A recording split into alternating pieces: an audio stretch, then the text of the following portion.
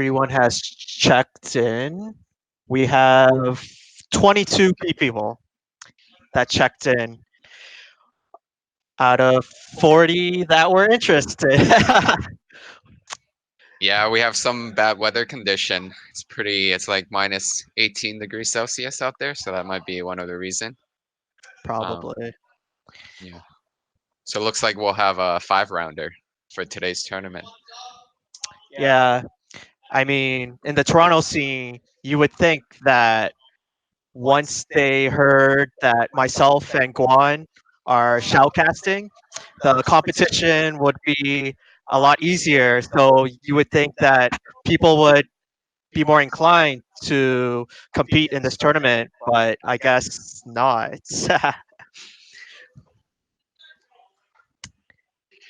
Okay, so it looks like they're getting ready to start the round, first round. Cameras, potato. Yeah, quality isn't the best. Is it because of? Yeah, I think it's just yeah. It looks good on our end.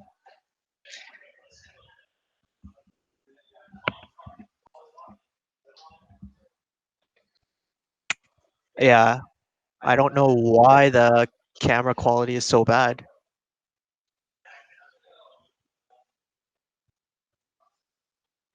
But anyways, moving on. So it looks like who we have on stream is Ku Kenny versus. They haven't officially started. Oh, Okay. actually, they have. I just needed to refresh. Okay, Okay, so 11 tables. looks like we have. Ku Kenny versus Garnet 34. So, Ku Kenny, um, he's not very well known internationally, but in the Toronto scene, uh, he is one of Guan and I's smaller inner circle who we like to theory craft a lot. He is, I would say, on par with us in terms of level. So he's no joke. We should expect some great gameplay from him. Um, from the look of his team, Let's it take a look looks at the team. he's packing Probo, Wigglytuff, Medicham, Gliscor, Alolan Golem, and Alolan Marowak. I think we do we pull up the team up there at some point? Probably not. Okay. Yeah. So also for Garnett, he's also a really top-notch player, I would say, because I play him multiple times across other tournaments, and he's pretty active on the online community as well in Go Stadium, and I think he has quite a good record on there as well. And today he's bringing Wigglytuff, Scrafty, Haunter, Steelix, Marowak, and Gligar. So this would be a pretty interesting match. We'll see some of Scrafty on live. I personally haven't practiced with Scrafty yet. I think I only got one from my GBL grind. But I know yourself, you've been playing this in Roast Cup, right? Yeah, Scrafty is actually pretty good. I mean, it's ranked number 2 in PV Poke. It has a lot of coverage. I would say that it could replace your fighter role. Um, the only downside is that it's double weak to charm, and any other fighter would beat it. But um, also Skarmory will beat it. But other than that, it should have a positive matchup across the board. I'm kind of surprised that not that many people has bring Scrafty. Maybe they don't have a good candidate or enough rare candies to pump it up. Yeah, I think but it's too early. yeah. Access is definitely an issue. It's just, I don't, yeah. But onto the actual matchup. Um, anything? Let's take a look at the both teams. Uh, Okay, so I think the both of them are also analyzing each other's team as well right now. we should. There's a lot of Pro Bowl pass across the board. Looks like a good 90% of the field is running Pro Bowl pass today. So Yeah. I don't think that's surprising. It's definitely one of the top picks, especially in my opinion, without any Mud Boy in this meta. Even against its counters in fighting Pokemon, it puts up a good fight. I think in the past meta, the issue of Probo Pass is the hard counter with Mud Boy. But anytime that one of them is eliminated, or I guess they're not present in the meta, even with counter, it's still in a good spot. Um, but I'm interesting to see what type of moves. Like, would there be a good mix of Rock Throw versus Spark? Or will everyone just be running Rock Throw? Someone like me, I would probably consider running Spark just because the field is very heavy and I want to win the mirror. So it'll be interesting to see how everyone plays their Probo Pass. So Garnett actually does not have Probo Pass, so Oh, interesting. he's one of the few that didn't bring it. So he does have a Steelix, so that's kind of similar coverage and also a counter against Probo Pass on its own. Oh, it looks like the camera quality improved. Yeah, looks like maybe it's just some internet issue in terms of the streaming. Yeah, so back to Guan's point about the move set for Probo. I mean, Rock Throw would be the norm for this cup, but if you opt to use Spark instead, then it does give you the advantage in the mirror match. And also, Spark generates energy so much faster than Rock Throw. So there are some matchups that you would prefer being able to spam Magnet Bomb, and Rock Slide compared to Rock Throw Probass, but Rock Throw Probopass is still pretty solid. I mean, when it comes to farming your opponent's Mon down with just a fast attack alone, it does deal more damage than Spark. Yep, and it looks like we have both players on stream, so we can see the match from both perspective. Interesting to see what they'll lock in for game one. If I have to take a stab at it, I personally haven't been practicing Rose for a few weeks since the release of GBL, but um, what do you think in terms of between the two lines? Is there any pure weakness that one of them will try to exploit? I think Probo Pass is looking pretty good, um, with the exception of Scrafty and Gligar. Well, I Yes. mean, there's the Steelix too, so it'll be interesting to see if Kenny will put in the Probo Pass. It's actually a pretty, Balanced team. I would say it's a very bipolar. It actually wins a lot or loses quite a bit against Garnett's team. But Kenny also brought the Alolan Golem that I think our audience pointed out. So that's a pretty interesting take. Looking at the field, I don't think I see another Alolan Golem slash Graveler. Right. So it'll be interesting to see if he'll decide to bring it in. Yes. I think that by bringing in a Lowen Golem, a lot of people will not know what the matchups are like. So he'll probably use that to his advantage if he knows it's a favorable matchup. I mean, I think it was just today he just decided to go along with a Lowen Golem just for that spice pick or that surprise element.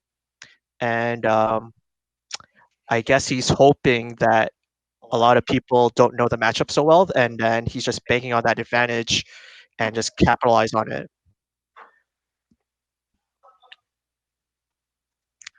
Yep. And our boy Kenny is known to always bring some spice, so similar to my style, try to be a little bit different than the meta.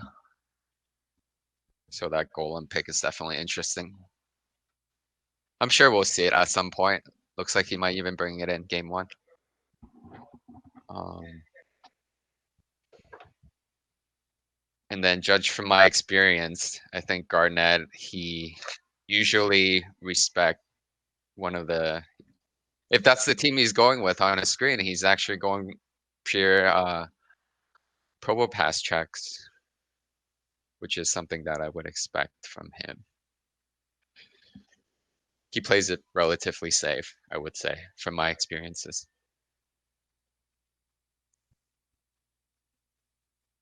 Uh, so I guess he identified that his team is weak to Probo, so he applied some next level thinking, thinking that his opponent will see the hole, so then he'll just bring all the checks instead.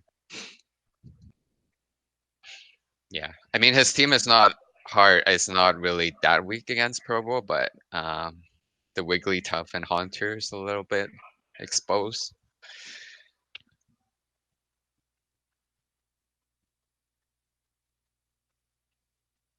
It seems Oh, like it looks about like time. Kenny has locked in already. Did you see what he locked in with? No, Okay. sadly not. I'm surprised that Garnett is not bringing the Haunter. It seems relatively good, with the exception of Probo Pass in this matchup.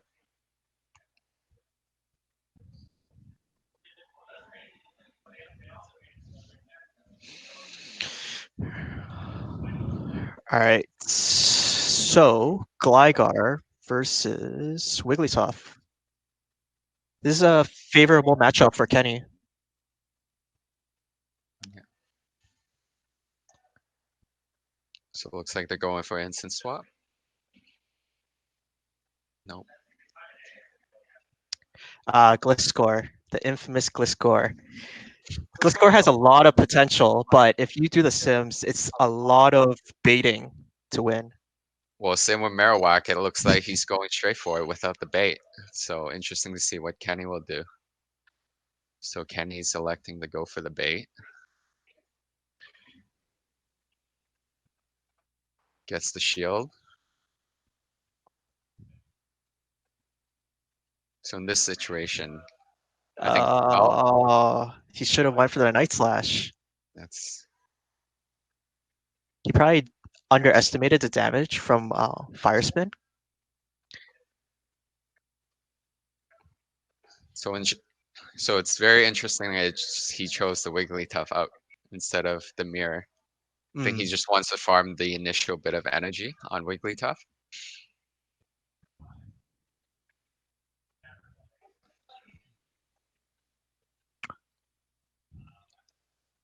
weak So we have connection. some quick connection, but I don't think there's any lag. Uh, Thunderfang Steelix. Interesting. Um, I think the reasoning behind Thunderfang Steelix is that uh, at first you would think that Steelix can actually beat Wigglytuff with Dragon Tail, but actually it loses. So to get the edge over Wigglytuff, people would use Thunderfang instead and take that Yeah. match.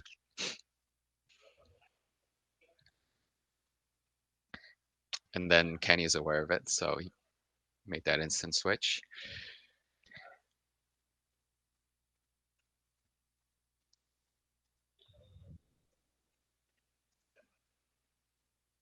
So he's going.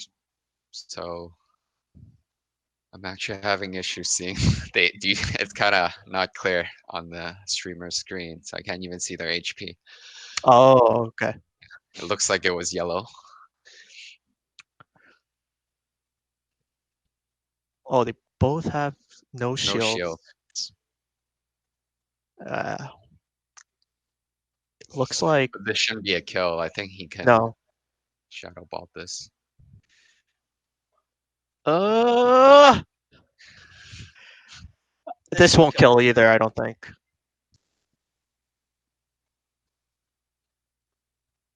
Still have the Wigglytuff, so Oh, unfortunately was not able to get that charge move off. But he was banking on killing it and releasing the charge move on the last guy. looks like Garnet takes it. Yep. GG's. This looks like, is that Kenny? He's rolling the new GBL costume.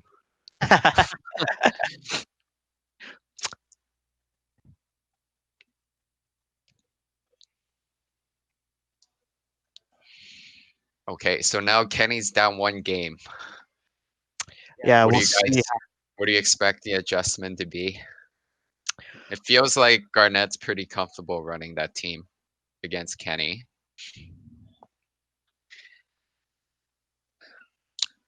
I think in Garnett's perspective, it's pretty safe for him to stay. Wow, he actually pre-named his lineups. No Scarm, no Fighter. Yeah, And I actually do something similar before, but I haven't updated that title for a long time. I find myself not actually referring to it. Uh, yeah, I tend to set up multiple lines in the beginning of a match and just kind of go through them. Mm,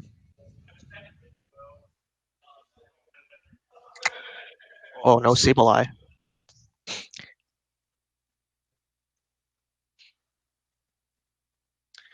I think based on what Kenny saw in game one, he might be hesitant to pro in the Probo Pass because the Probo Pass wouldn't have helped them win game one.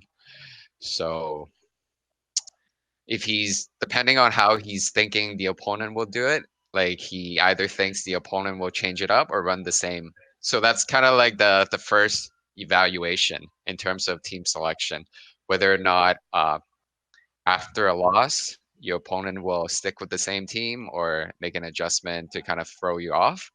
So I think he always makes that judgment to, and that's going to be his decision point whether or not he'll bring in the Probo Pass. Right. So if he thinks the opponent will probably use similar line as game one, he would be hesitant to bring in the Probo Pass. But so he needs to make that decision, and that's probably what's going through his head right now. Yeah.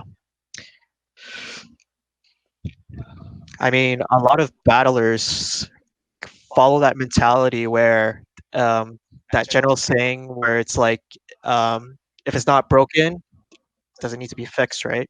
So there's a possibility that Garnett could go with the same team because it did win him game one. I think from my experience, Garnett usually don't.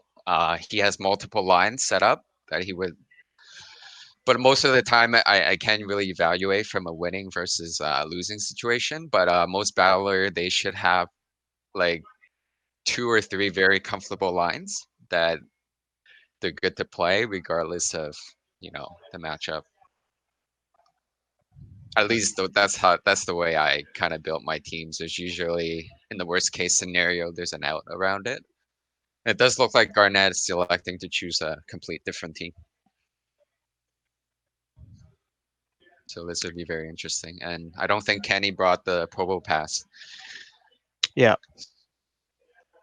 So very favorable lead for Kenny.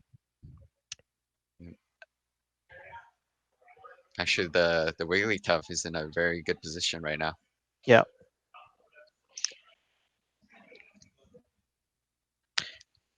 So he So made the right call, switching out, preserving the Wiggly. for sure. Because I don't think he has an answer for Scrafty other than Wiggly. Right, and I mean Marowak is a counter to Wiggly, so Yeah, that's, this might just play out very rock paper scissors. pretty much. Yeah. Yeah. He's missing a lot of bubbles in To the farm. fall. Yeah, yeah.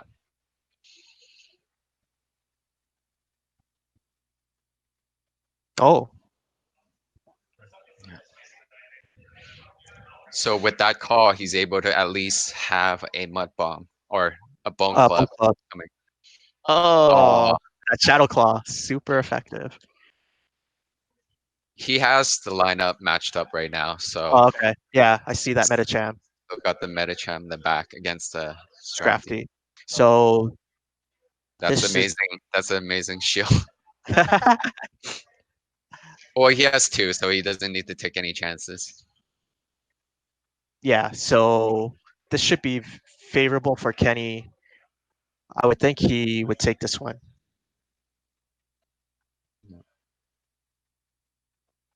Yeah. Yep. So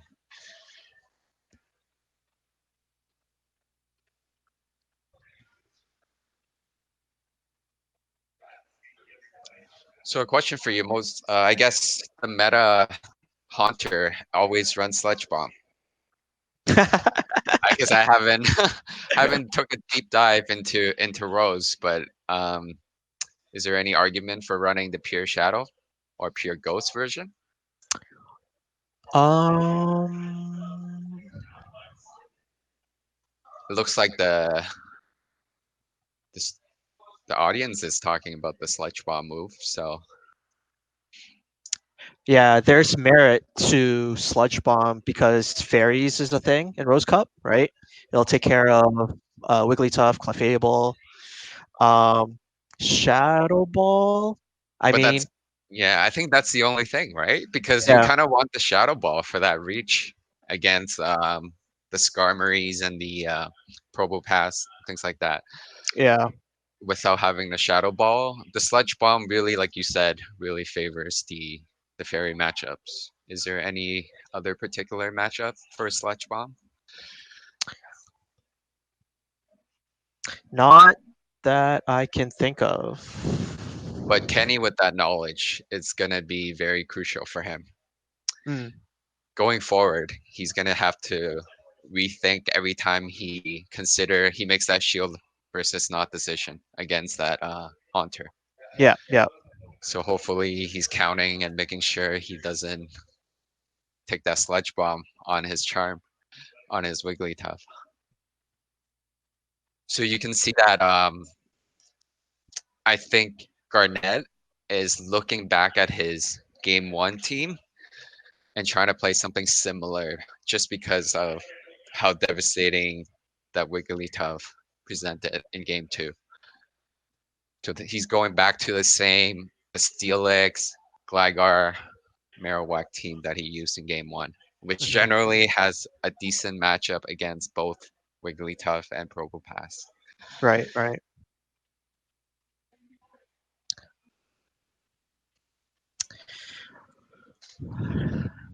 Like as you said, the issue with Garnett revealing Haunter's second move, the Sludge Bomb, is that it gives your opponent knowledge of what to expect in a future game.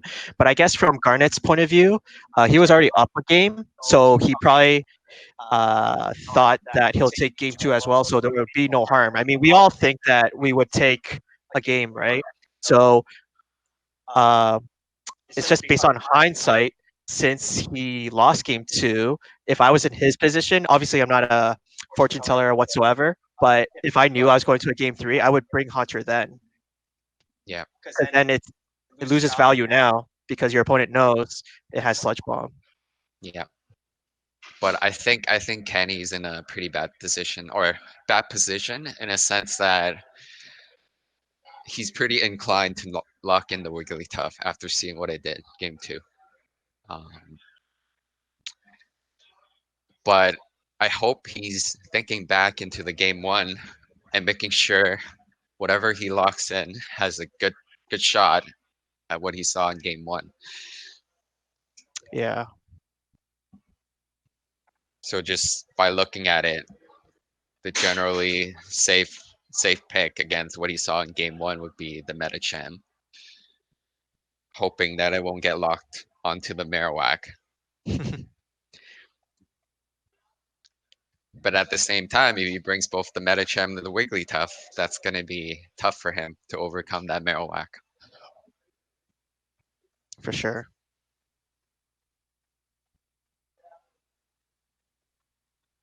So he didn't end up bringing the golem or the Probopass just by the fear of Garnett's lineup.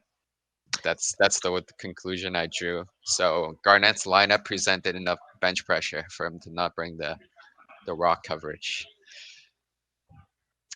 Yep, the psychology of bench pressure. It gets to people's head.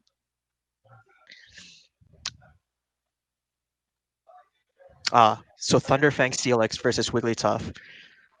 Kenny went for the quick switch because he knows that he was going to lose that head to head.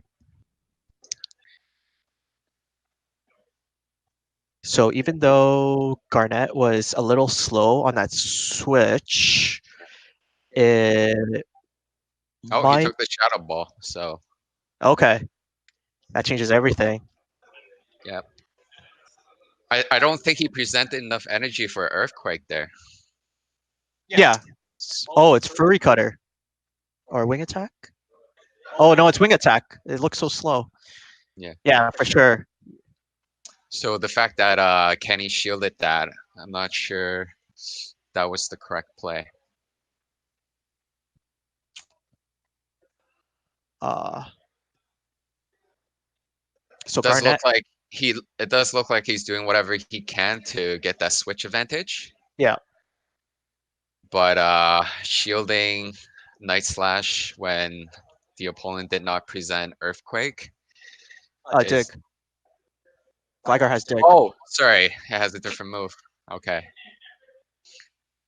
But to be fair, I think Gligar beats Marowak by just spamming Night Slash Okay. anyways.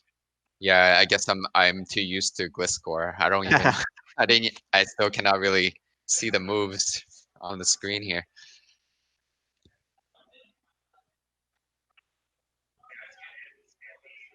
Oh, this is big. Garnett Yeah. didn't block the Shadow Ball. So Wow. yeah, so this might be in Kenny's favor. Yeah, Metacham. Yep. So I think Kenny has no shields while Garnett has one shield left, so he has the shield advantage. But it doesn't matter He anyways. might be locked in the Yeah, bad matchup, so yeah. this would be game. Oh, Kenny doesn't have any fighting charge moves, so he's forced to counter it down. But this shouldn't kill Metacham. Oh no! Oh, he switched. Yeah. Oh, that's good. So yes. Oh, he won. Yeah. Well, that was the last spawn. He was way too ahead after landing that shadow ball. Yeah. Yeah. So I think it was so not knowing that so the whole nice so what's the second move on the Gligar? should Area be dig. Should be Oh, dig. it's Dick. Okay. Unless it was aerial ace, but it should be dig. Right, so same idea, right? Like if he went for dig, I guess dig is not a strong move compared to earthquake. No. So nice slash is the better move overall. So Yeah. But so uh Kenny lost the lead, right? yep, It was Thunderfang, Steelix versus Wigglytuff. He swapped to Marowak. Garnett was a little slow on the switch, and then he switched to Gligar. But he knows that he has to spam Night Slash to win that matchup. yep, But he ate a Shadow Ball, right? yep, Yeah, at the very beginning. So yep, then that's why he lost the switch advantage. So yep, then he came in with his own Marowak, and then he ate another Shadow Ball. yep. So Garnett, he was not a believer. I mean, it's hard to judge. I mean, because Marowak is one of those Pokemon that has to bait sometimes to win.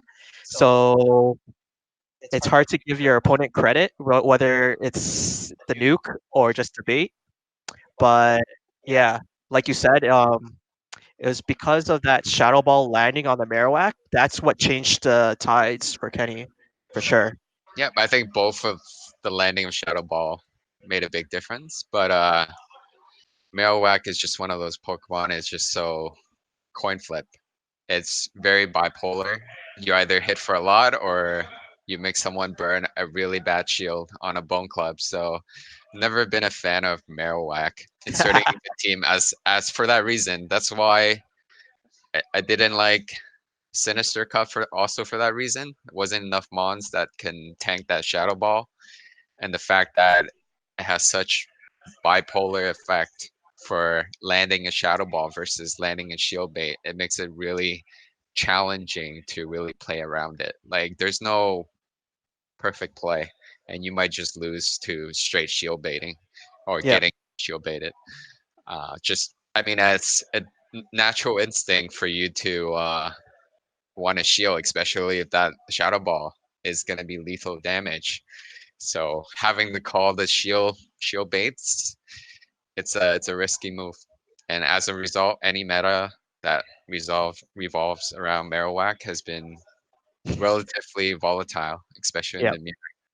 So the game can go definitely either way.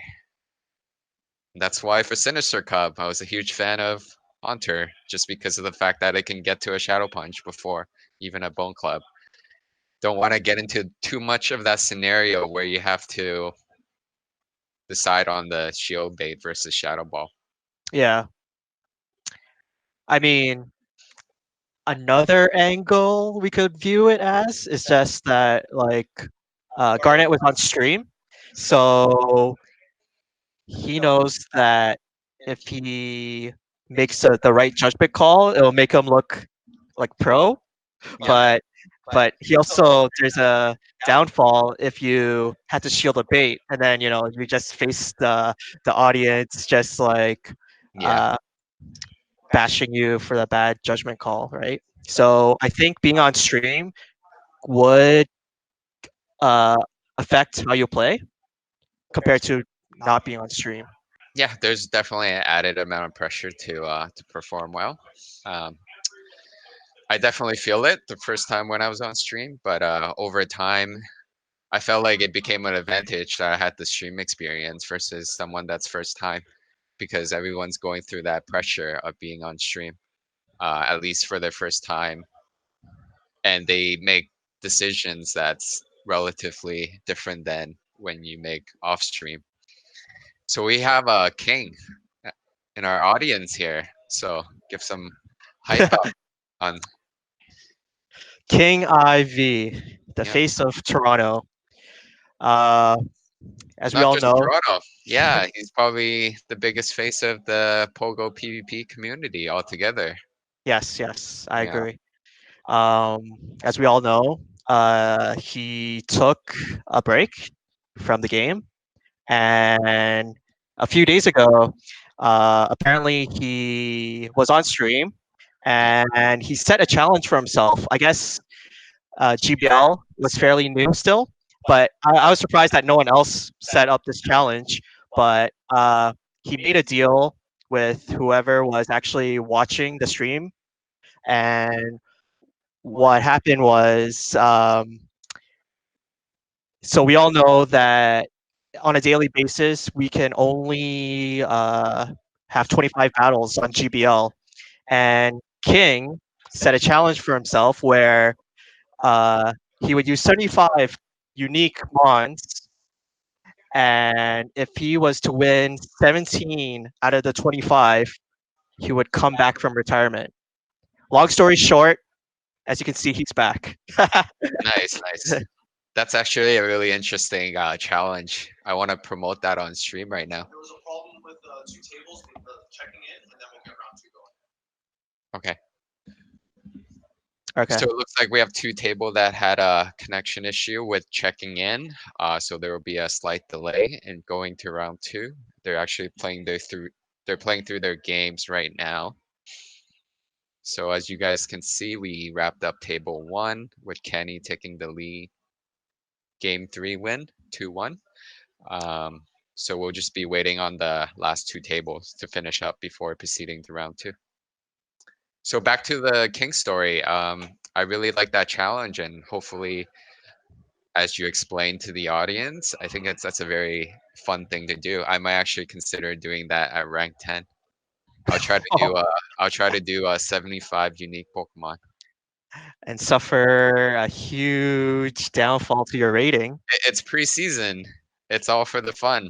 Yeah, everyone's just farming resources. But unfortunately, Ultra League is coming up in 2 days, so I don't know if I have enough time to go through enough battles. So we could have 25 battles to run through the 75 unique mons, right? Yeah, Is that the math? So technically, you only need 1 day. right. Okay, and a lot of walking Yeah, in a minus 18 degrees Celsius weather. yeah. Yeah, I can always go to the gym downstairs. That tends to work. I mean, I guess you can one up King and just do the same challenge, but in Ultra League. No, that's way too many resource. I don't have even Great Battle League is the first time I started open format, so I was completely new to open format. And Yeah, King's actually asking about my Great Battle League strat right now, so I yeah. don't know if this is a good time to talk about it. We do have a slight pause, but Um, I don't want to take the spotlight to this challenge because would you be interested in doing something like that in the last 2 days? Is the Ultra League starting like midnight Monday, or is do we have until like 4 p.m.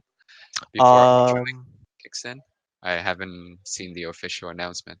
no, all I know it's February 10th. That's all I know. Hey, but like the team I'm currently running with over 150, almost 200 battles in rank 10 actually has some spicy picks that's relatively non-meta, especially my latest version. So probably talk about that shortly. But I'm definitely the one to make teams that's not meta, and we funnel through a lot of ideas, a Yep, lot of safe switches. So I think I think it's possible. it is. It And is. I think the funnest part about King's Challenge is putting the whole team together. You know, the final snapshot, Yeah, sharing your 25 lineups consisting of 75 unique Pokemon, and just like looking at that, just having that piece and knowing that you play through that line and you show, to yourself or the rest of the community the line and having generating hype around that is it's very good for the community. So regardless you do the battle or not, what your record is, just going through that exercise is a team building exercise. It would greatly improve your gameplay and your knowledge in Pogo PvP. Just I would think going through this challenge alone. for sure, for sure. I mean, I watched a bit of it, not the stream, but like when it was uploaded on YouTube, and he would make comments where some of his mons didn't have the correct charge move, but he still pulls off the win. But Yeah, it it's funny because it's genuine in a sense because it's not like he prepared for it. He just like selected 75 mons and it didn't matter which charge attacks it had. yeah, He was willing to go through it. yeah, So I think that makes it more of a fun experience itself because he was surprised himself. It's yeah, like he was looking at these Pokemon for the first time and he yeah, just went through the exercise. yeah.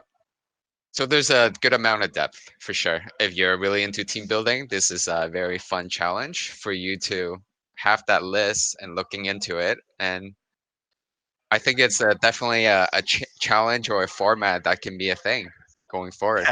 Just as something fun. Yeah, Yeah, it's a very good team building exercise, I would say. But I would also be interested to see King run through the entire that same list again at a higher rank because I know well, he had to get back into the GBL, so he's right, going right, through right. like the match rating system. So early on, there might be a lot of games that he's playing that might just be like very lopsided. So Yeah, having this, maybe he'll if there's enough time, he might rerun the same line. Okay, okay. so we got news that round two should be starting soon. So it looks like we have one remaining match going to game three. So another 5 minutes before round two. So just a quick recap. Ku Kenny won table one. King Ducks Pool won table two. Uh, Wolf Frogachu, another strong battler, one table three. Banaholics, one table four. Scrap and Pete, one table five. So as you can see, there were no upsets. Yep. Everyone at the top, who are supposedly higher ranking, Yep. took their matches. Yeah. Actually, if you go down the entire list, if you go by that system, there's actually no upsets. Not yet, at least. We just have to see the last two match conclude. So the last two matches actually two players that's relatively new to the community Pokemon PvP, Pokemon Go PvP scene. We have Electric Sierran and Straw Hat Luffy. I know these two individuals because they're in our PvP chat. Victory World. Shout outs to everyone in that chat.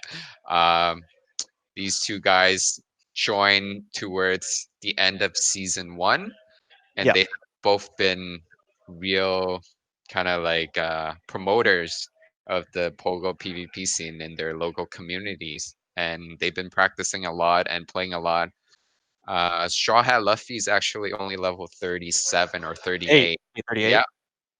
And he has like an amazing win ratio in the GBL, but I always calm down his ego a little bit just to let him know that it matters what rating you are. So your win and loss ratio does not really reflect, I guess, competitively speaking, what you're ultimately is still based on the MMR rating.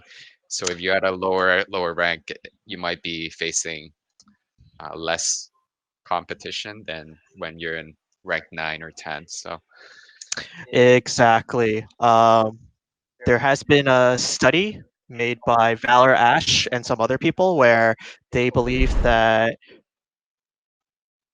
the level of your medals affects the difficulty of the opponents that you're being matched up with. So yeah, even though in our chat, Straw Hat Luffy would be telling us he's been going 5-0, 4-1 against all these people that are slightly higher rating than him, but he only uh, receives like an increase of 9 points or whatsoever. It's a grind. yeah, Um, but I feel like that there's a lot of people they don't have a gaming background, so I don't know if they understand ELO or MMR, right? When yep, it comes to matchmaking, so that's why he's so focused on the numbers. yep, He has like a 25 game winning streak, and based on that number, he believes that he should be in a higher rating. But it's more complicated than that because, um, not to bash him or anything, but the quality of his opponents might not be as high as the quality of opponents that we're facing. That's why we can't match up to him in terms of such a good winning streak. But the thing was, we're only higher rating because we're facing more difficult opponents. So yeah, that's why we're in rank 10 right now compared to him. yeah. Well, I think it hasn't been confirmed how the match rating or matchmaking rating system works, MMR for short. Uh, but from my experience with other games, I think it's doing what it's intended to do. For sure.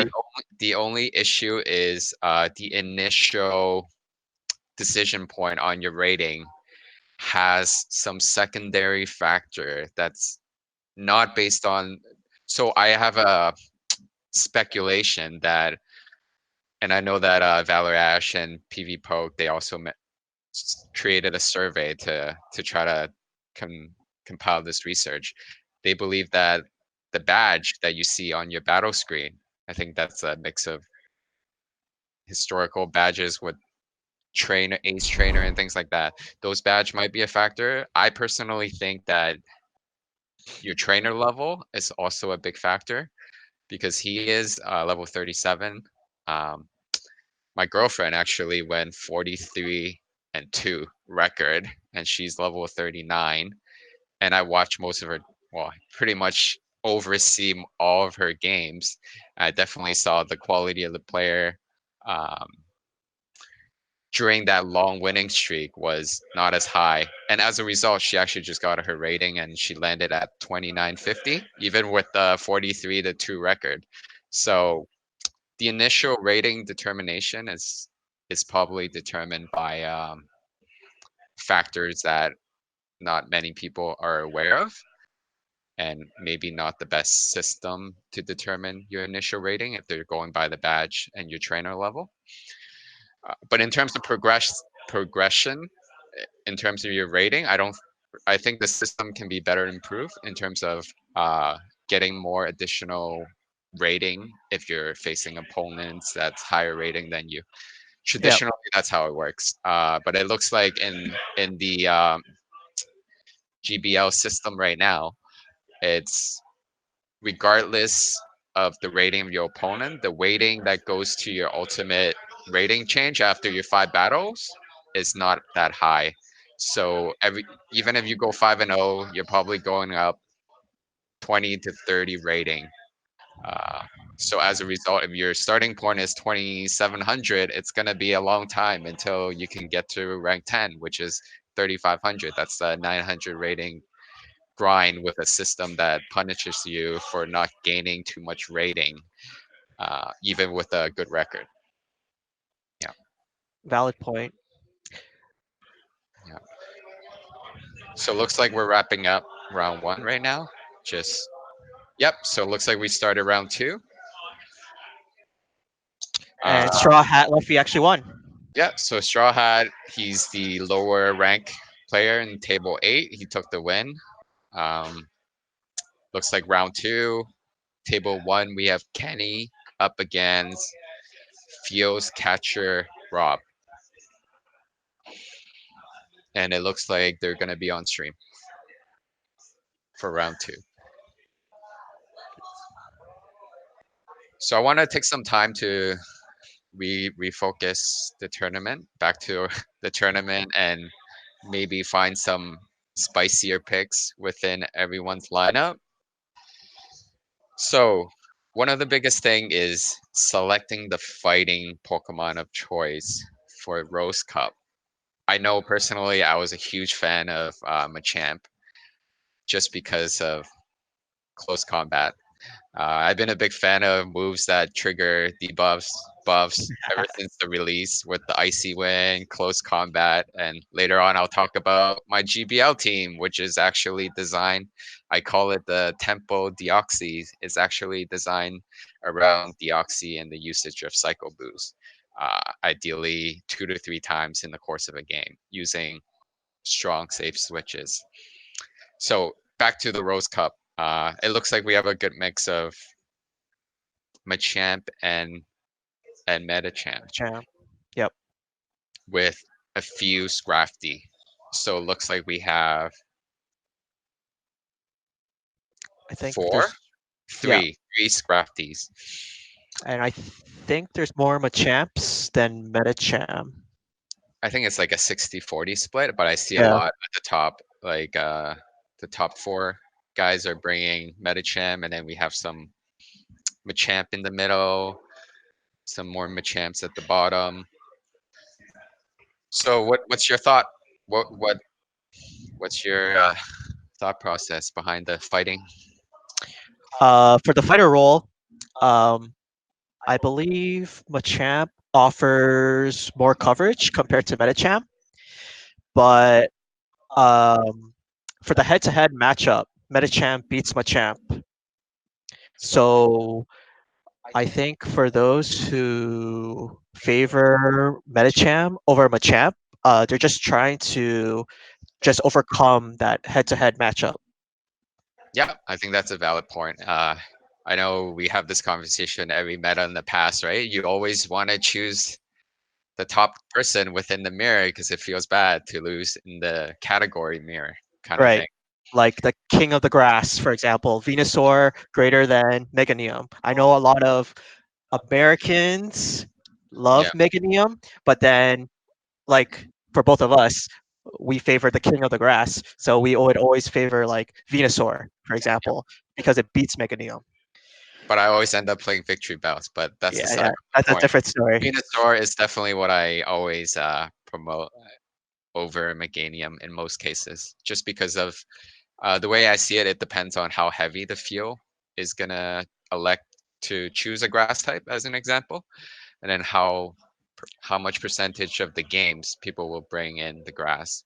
So if people are having a grass just straight for bench pressure coverage, it's not as a big deal versus in a meta where grass is in every game of Yeah, line of three. Then in those type of scenario, you definitely want to choose Venusaur over the Meganium.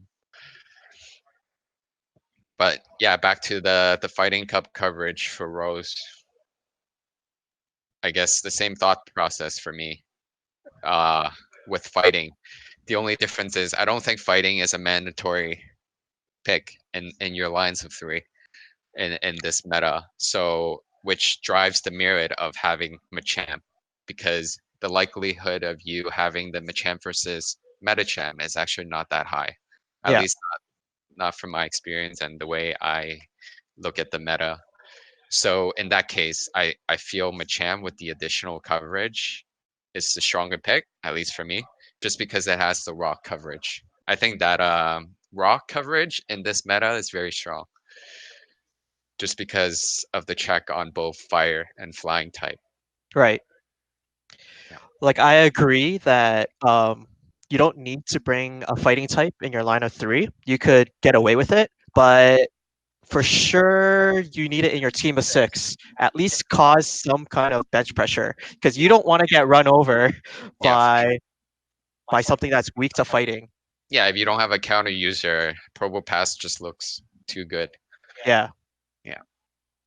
Especially you have the Spark Probo Pass, you beat the Probo Pass mirror. Like what stops you at that point if they don't have a counter user or a strong exactly, they'll just exactly. be they'll be forced to run ground every game, like no choice, and then you can play around that. So regardless of meta, it's very important to have secondary coverage, in my opinion. So sacrificing the counter user and fully relying on grass is not a good approach in team building when Probopass is heavy in the meta. The moment you give it away that you're forced to use ground, that's a weakness in team design.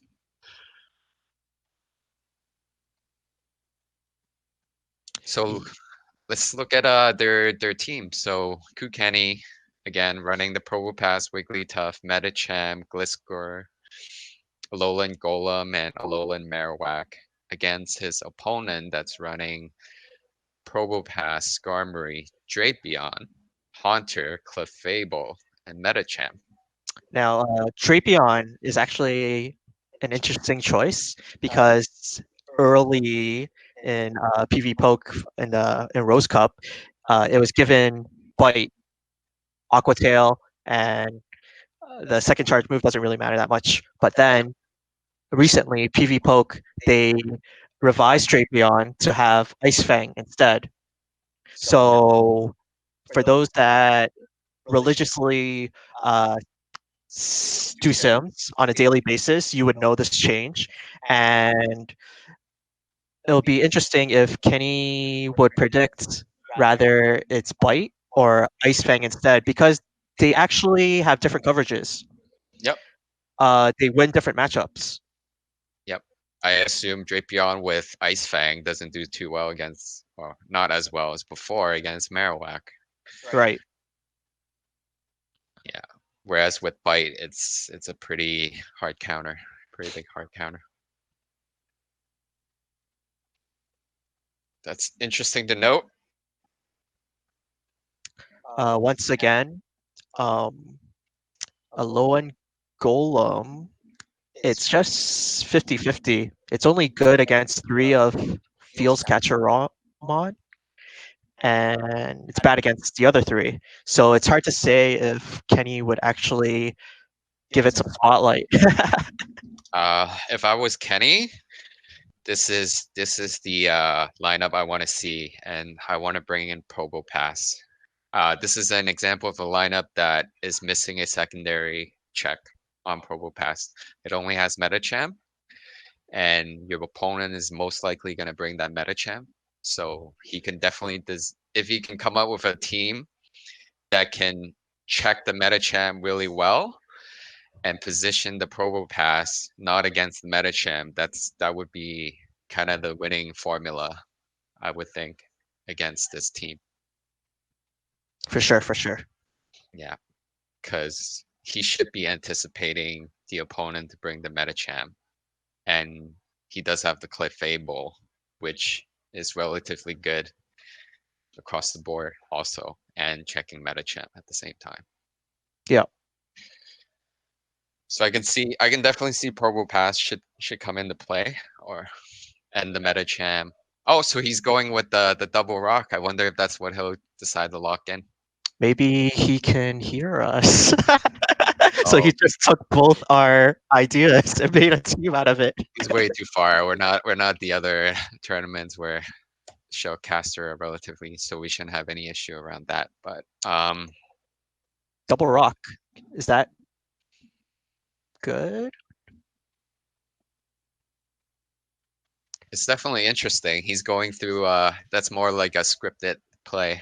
He has a specific strategy with that lineup. Anytime you go a double coverage or something, double flyer, double charm.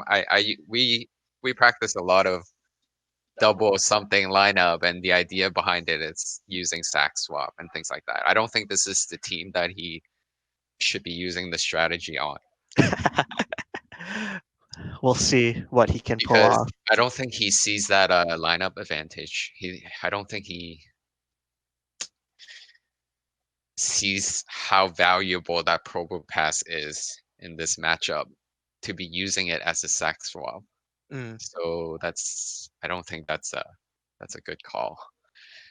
But this, I mean, it has its unique strategy. He's gonna bait out the Metacham, and then unfortunately he would have to use the Metacham to beat the Metacham, and then yeah, wait for the Golem to finish the game. But yeah, yeah. if he was baiting out a Midcham and then having the Metacham against the Midcham, that would be a better fit with this strategy. So we'll see if he decides to lock in with this. Oh, he does lock in with the fighter double rock. I didn't see what Fio's catcher Rob. Yeah, I didn't see either. Oh, let's see. Oh, this is a Oh, not a good start for Kenny. So instant and then are we gonna see instant swap the from? Metacham. Oh, okay, just like he Yep, scripted. yep. Ice punch, dynamic Oh, punch. but he did. I was expecting the Probo Pass, but he brought in the Golem. So this will change things for sure. He's gonna have that Probo Pass at the end, doing a lot of work. So this is actually the better sack swap using his strategy. Metacham has a lot of stored energy because Feels Yep. Catcher Rob chose to just counter it down. That's fine. He has the Metacham to absorb the charge moves. Yeah, So I think Kenny's in a pretty good position right now, and he's up the shield. yep. So he shouldn't be shielding here. He's his right now. He just absorb all the charge move. He has a Probo Pass checking the Haunter with the third being unknown. Yeah, this is definitely the correct play. I mean, Metacham versus Metacham, you're tanking everything. So he can actually take out a one-shot move right here if he doesn't shield. So And there it goes. The KO. so The KO. the psychic, the last minute change that he talked to us about. Yep, yep. Yeah. And this is pretty much a wrap. Yep. Yep. Kenny's got this. I Yeah. don't think there's anything that he's afraid of. He might even end the game with 2 shields. Oh, Uh, so Ice Fang Drapion. yep. Yep. So hopefully he acknowledges that, and that's an additional knowledge that his Marowak could be really good in this in this set. I can't really tell, but I think its Probo is Rock Throw. Uh, Can't can't. it should be. Oh no, Spark. Oh, It's it's a Spark. Spark. Okay, Okay, that's good. so he's also running the the Mirror Breaker Probo Pass. That's good. Yeah. So going back to that scripted play, it actually there Okay. might be no out for the Mm, opponent. mm, oh, like based on his team of six, or like Uh, game one. based on the team of six. That's Oh, okay. because what does Rob have that checks Graveler Golem, Golem. consistently or Golem? Uh, Nothing. Clef consistently. Clefable could. It could be good, but Yeah, Clefable's good. is that I mean that's also a Golem with slight energy advantage depending on the speed they switch. Hmm. Hmm. But I think if Kenny picks up on the Ice Fang knowledge on the Drapion, that Marowak might come in, or I would think he would consider it just because your opponent's gonna bring that Metachan. Yeah. So the Metachamp double rock team with the Golem elected as the sack swap is actually pretty powerful against Rob's team.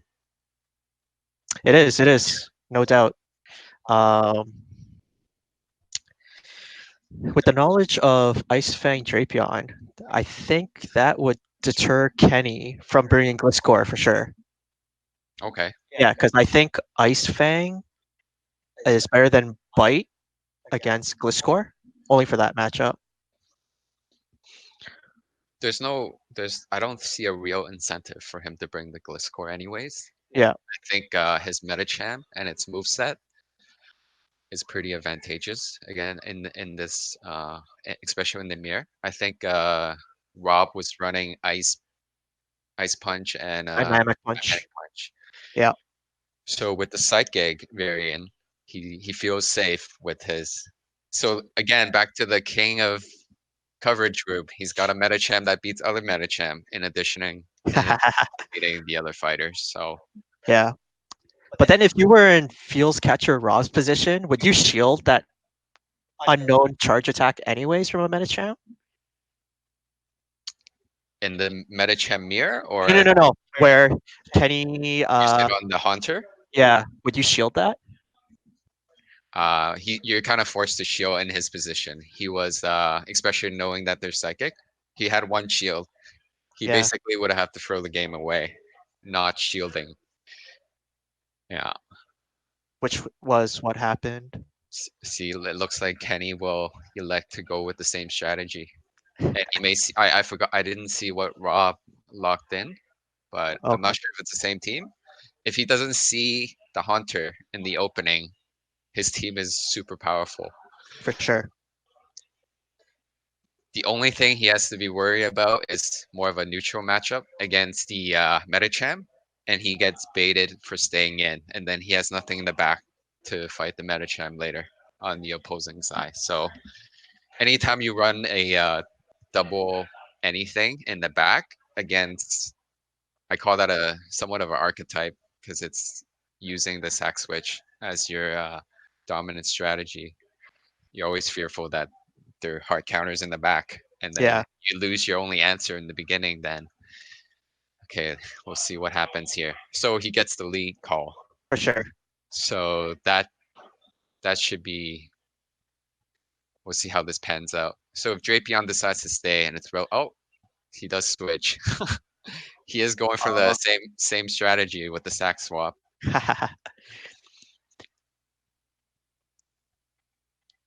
And because it's Ice Fang, so it's kind of again it's one of those neutral matchup against Metachamp.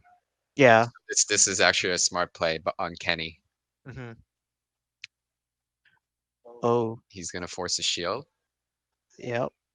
So we're gonna see similar as what happened last game. Yep, and then he'll probably bring in Medicham and Yep. absorb all the charge attacks Yep. This will pan out very similar to last game.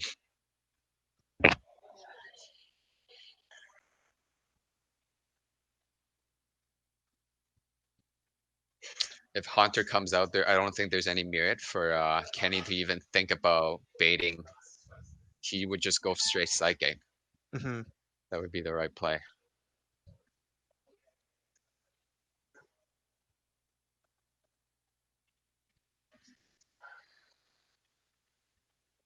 So he should be Shadow Ball or Psychic the Haunter. to give up the last shield. Oh, that was very quick. Oh, Yeah, the he he bait. he hit that blindly, but he Oh, still okay. caught the shield. So that's very good for him. Yep. Did he lose it? Yeah, he lost it. Oh, that's actually really bad. He But lost his Medicham with a lot of charge moves, but he still caught then shield. yeah, two shields. I think This is I actually it can go either way, I it think. could. Yeah. I believe I would feel comfortable in Kenny's spot though. Spark variant.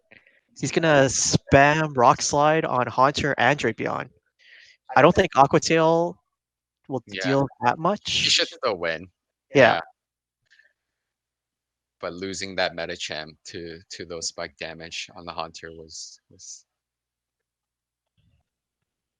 I mean Ice Fang can't get to Aqua Tail that quickly, yep. so yeah. So that's the shield. I feel like this is close, but uh,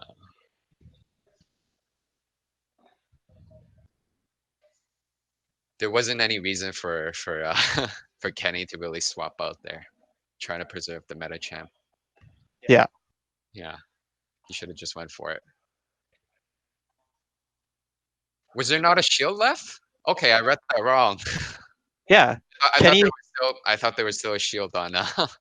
on Phil's catcher Rob Yeah, side? No. yeah. He had Kenny had two shields. Really hard to see. How's the stream quality? Do they see the streamer better than I can see the TV? Okay, that looks a lot better than what we can see on the TV here. Yeah. It's kind of blurry for us. Um, I can barely see if the shield situation because it's kind of blurry. Yeah. But no, like Kenny was so ahead. Two Yeah, he was ahead. shields. But at the same time, there wasn't really a need for him to back out Yeah. that meta champ. Yeah. Yeah. Yeah.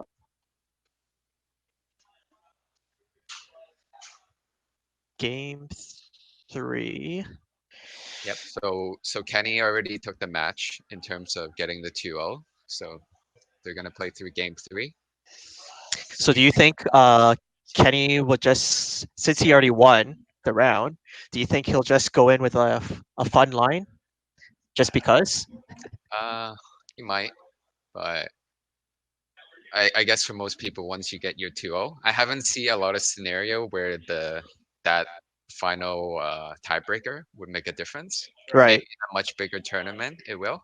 Right. Because then, as I recalled for a previous tournament, you called me out for saying like if I ever sweep someone 2-0, I usually throw away the third match by going in with a fun line. So I was thinking that Kenny might apply that same logic. I mean, it depends on people. Uh, it doesn't really matter either way. For me, just because I want to get that extra practice in. That's Oh, I tend to do that to play a rather lineup that I'm not super comfortable with, just to get that one extra game of practice. mhm, Um, Obviously, I won't run something that I know will just lose. Like I'll still play mhm. fairly balanced, For but sure, for sure. looks like Kenny would just go in with that same play. Hey, if it's not broken, you don't have to fix it, right? Yeah. Well, the fact that he's running the Spark variant, that's also favorable for the Haunter. Yep. But it's too late for the opponent to figure everything out. since you only had the two games. So even in this matchup, the Hunter doesn't do that bad. Yeah.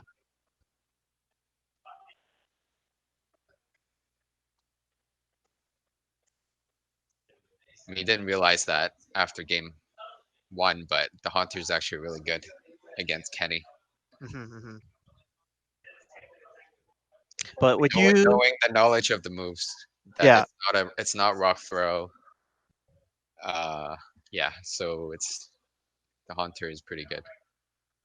good enough Yeah, for two shields.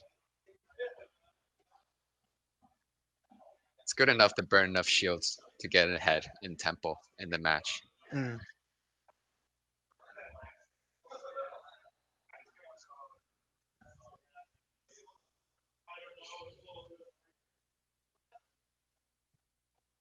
Like it's doing a lot of work in terms of shield breaking right now. yeah. So they both have zero shields. Those were the exact play that Raw should have probably picked up in Hmm. going to game 2 with the Hunter switch. So we have a mirror match, Metacham versus Metacham, and then it's going to be Probo versus Probo at the end. Yep, Uh, Kenny actually has the advantage in terms of movesets yep, because his Metacham is packing Psychic yep. compared to Rob's Metacham. It's just Dynamic Punch, Ice Punch. Look what he just did here. He actually, that's very interesting. I was gonna say that there's a good chance for Rob because he's up with shield. No, it's 0-0. They both have zero shields. Am I not seeing the coloring? Hold on. So that's why I'm saying I think Kenny is going to win I'm gonna look at, because the head to head in the mirror match, he has the more favorable. or am I behind here? Oh, okay. Yeah, he has Confirm. the more favorable moveset. Okay.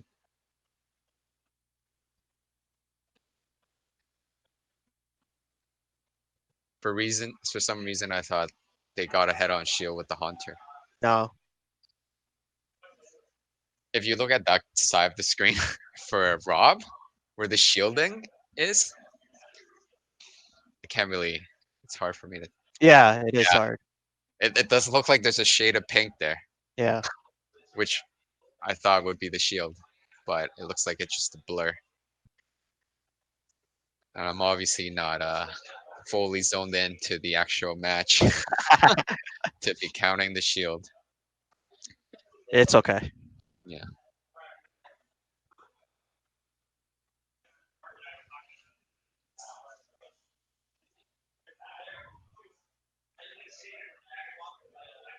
Yeah. Yeah. So, like I said, Kenny won because he had the head to head favorable moveset for the head to head in terms of mirror Yeah. So King mentioned that he swapped into the Pro Boat to try to catch the psychic. psychic. Yeah. Would be the right move. I don't think. I think Kenny was still too fast attack away Hmm. from the psychic. So Yeah. Rob probably identified that based on the previous two games, he already knew what the move sets of Kenny's Mons were. yeah, So he he has had, a good chance. Yeah. yeah, he had to.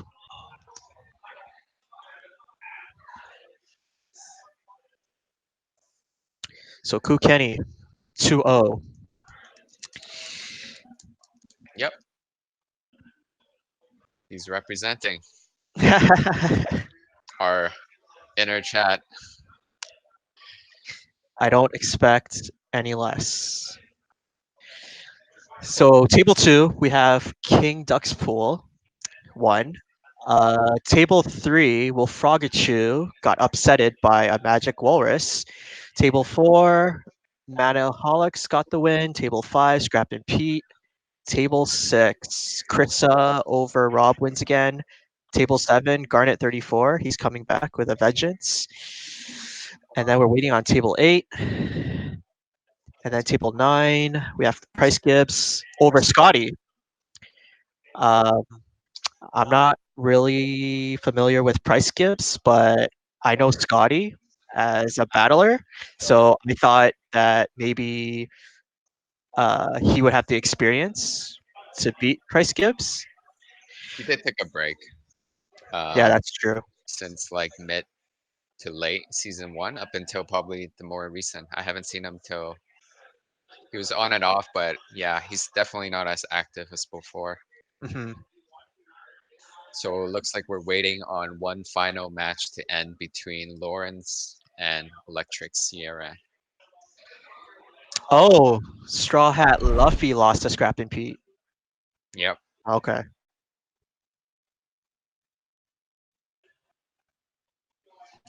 So this is shaping up to be. I'm looking forward to the matchup between Kenny and Manaholics personally. Yeah. I don't know if they'll face each other next round or possibly the finals if they win the following round. But that's a very interesting matchup that I want to analyze between their teams and how they will approach their team selection. Because I For actually sure. have a lot of experience playing Kenny and Manaholics in a lot of finals in tournaments. Uh, as you know, Kenny considers me as his. Kryptonite. Yep, he hasn't took a round from me, and I was actually his only loss in a lot of the big tournaments in season two. Yeah. He would Yeah. finish X1, and I'm his only loss in a few big tournaments between our local down in the financial district, Toronto, and the Hive here. Yeah. For sure. Kenny is a solid player. Same with Manaholics. Uh, I think Manaholics has implied that you're also his kryptonite. It's the same situation as Kenny that he would get intimidated facing you, and then he would just somehow lose. Yeah, actually, I have two finals matches against Manaholics where um, all the lineup and the play were close to perfection, and I think one of them was on stream. I think that was back in the Ferocious Cup. Ferocious Cup, yeah, And then we fought twice, also back in Jungle and the one before that, or it was both Jungle, and it literally came down to me winning game one, him winning game two, only because I decided on using a shield bait in one of those scenarios. So like the matches decided, I think it was Fortress Mirror at the time. It hmm really dictated whether or not I shield baited with Fortress versus using an Earthquake. And I would lose game two, thinking I made the bad call, right, and I would just play the game three. We would have the exact same lineup, and the only difference is I didn't shield bait or I shield baited whatever the scenario was on the reverse, and that's the only reason why I won. It's just that one decision. The game goes through the exact same way. It's just me making the better. It's just me acknowledging that I had a misplay in game yeah, two and that I can win that same game just doing one change. And I actually did that to him in two different tournaments. So that's very interesting. So all the games against him were super close. for sure, for sure. Really strong competitor. He's very well known in the online community. Hmm. So it looks like people aren't able to. Y- Maybe restart. Yeah, I think So Andrew is looks gonna like restart. we'll have a restart just so we improve the quality of the stream. Um, so if you guys can follow the stream, the actual visuals as much, hopefully our narrative gives you some sort of insight as to what happened. It looks like right now it looks fine. I'm not sure if this is. I actually have a secondary laptop here, just watching the stream just to make sure quality. So the chat is saying it's better, so Yeah, so should be maybe it's okay. fixed. Yeah. So it looks like they're playing the game three. Look, Kenny's not running the same line. He's changing it up.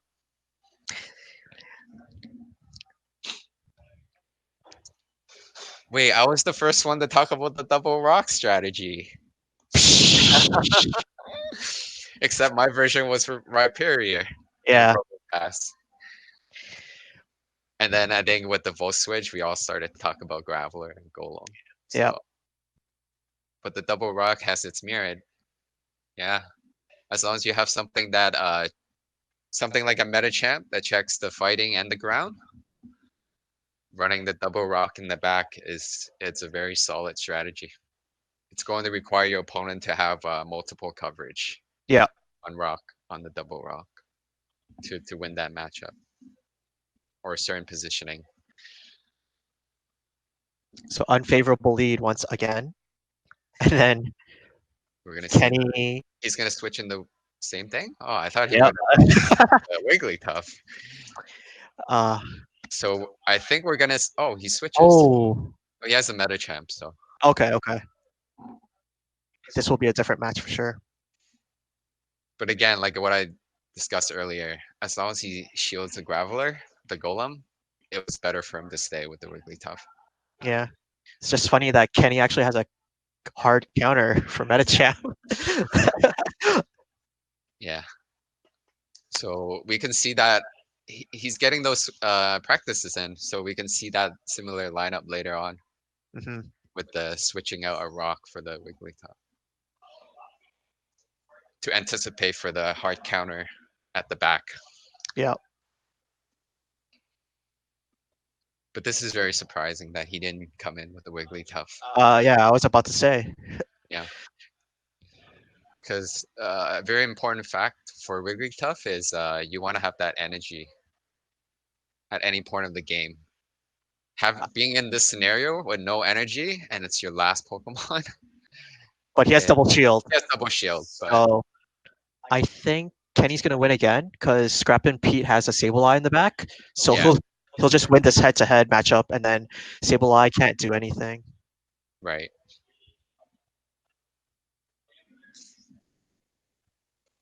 Yeah, that's a wrap.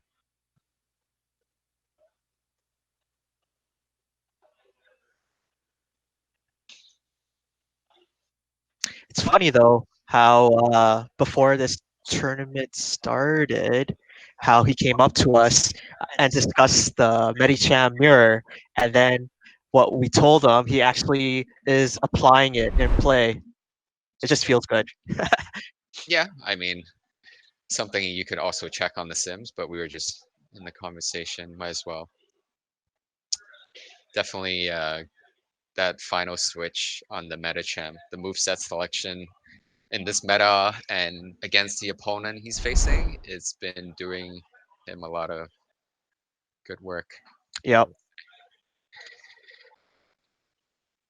So, as a quick update, Manaholics did lose against Golf or Steve, which is Wolf. Frogachu.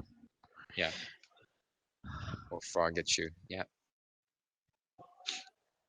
So I think Kenny who? may be the only undefeated right now.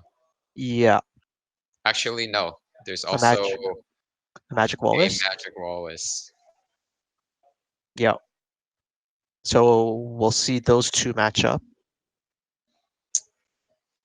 So there's a very high chance that this tournament might end up in a tying scenario.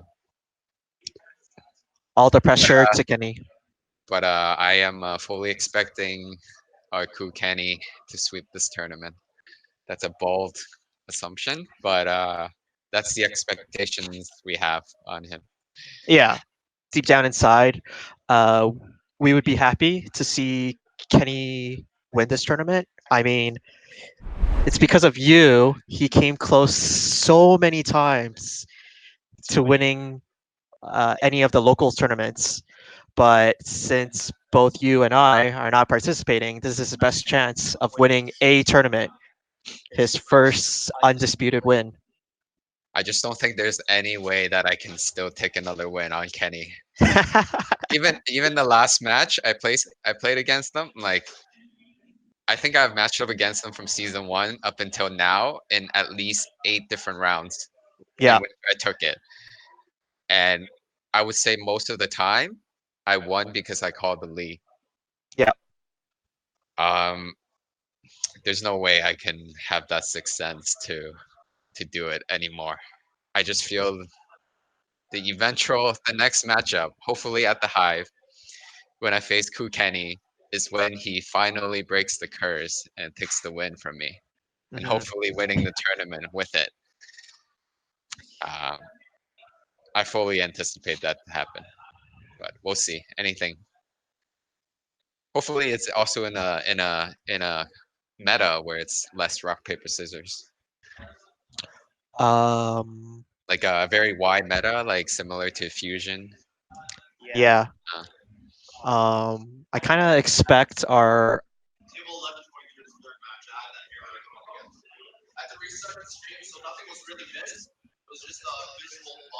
Yeah. Yeah. okay. So actually, I kind of expect our upcoming regionals to be a wide open meta, because if they follow the same logic as last year, where all the eligible mons will be the previous cups, the previous 6 cups, Yeah. then we should expect an open meta for this upcoming regionals. Yeah. So it wouldn't be rock paper scissors, I think. Whatever the format is, I prefer the ones where there's restricted picks. I really Yes, like those type of formats. So I because mean, it changes the dynamics of the whole rock paper scissors when people needs to make sound decisions on the restricted picks. yeah, and it also adds a layer Yep. of team building, Yep. right? Those that thrive in team building and try to find the edge over everyone else, you need restricted picks. Yep. I just want to answer the question on chat. I totally anticipated Kenny to beat me in the next round we play. So to answer your question, I think he would win even if I play against him in this tournament. There's just no way I can continue on the 100% guess on lead on Kenny. There's just no way. It just seems unreal, even from my Yeah, last tournament. it's Um, all it's all variance, right? Every game has variance. You're bound to lose sometime. and looking at a lineup like his and one of my draft lineup from the beginning, it's quite rock paper scissors. So it really is dependent on the opener. Hmm. We might have been on stream playing both double rock lineup with my Rhyperior against his Graveler or Golem. So uh, unfortunately, I wasn't able to TM my Rhyperior. I actually, when Great Battle League started, I had zero charge TM, so I did not even finish a Rose Cup lineup. So I was able to farm a little bit with with the GBL. Maybe I'll get some practice in for Rose Cup. Yeah, but this strategy he's pulling off, it's it's unique. Um, when I was analyzing the Rose Cup, I didn't think that there was a consistent strategy that would yield all these kind of wins that he's pulling. Because I feel that in this cup, since it's so rock paper scissors, that we just have to adapt to whatever your opponent's line of six is, and then just customize your line of three from that. But it seems like Kenny is pulling off the same preset team over and over again.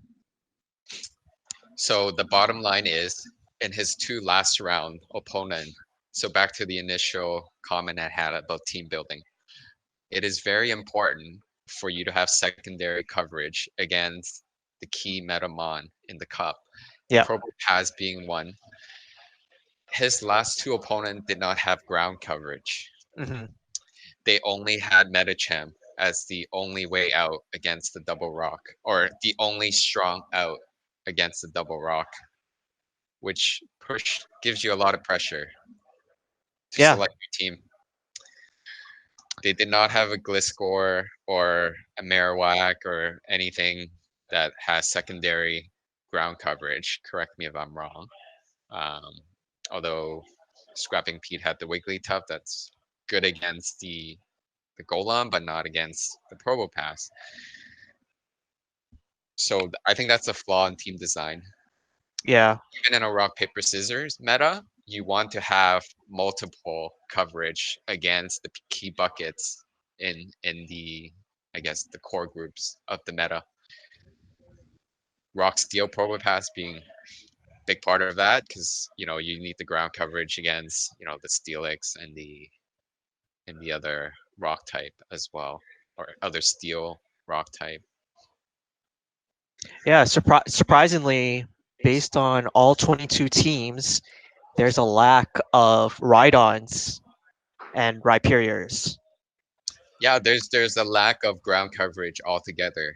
If looking at the next round against Magic Walrus, he Hmm. also only has Metacham. He does have the Marowak, Yeah, so that the Marowak is a challenge to the double rock lineup in a sense that the Marowak can neutralize everything in the three. yes. So it's going to be hard. Similar to round one, Kenny's going to be struggling to use that lineup with the double rock when his opponent has a low on Marowak. Yeah. Also, something to note, apparently a Spark variant of Probopass can't beat a low-end Marowak. Okay. So that's why some people would favor Rock Throw over Spark just for this matchup. So I believe that Kenny is aware Yeah. of this matchup. So we might find him.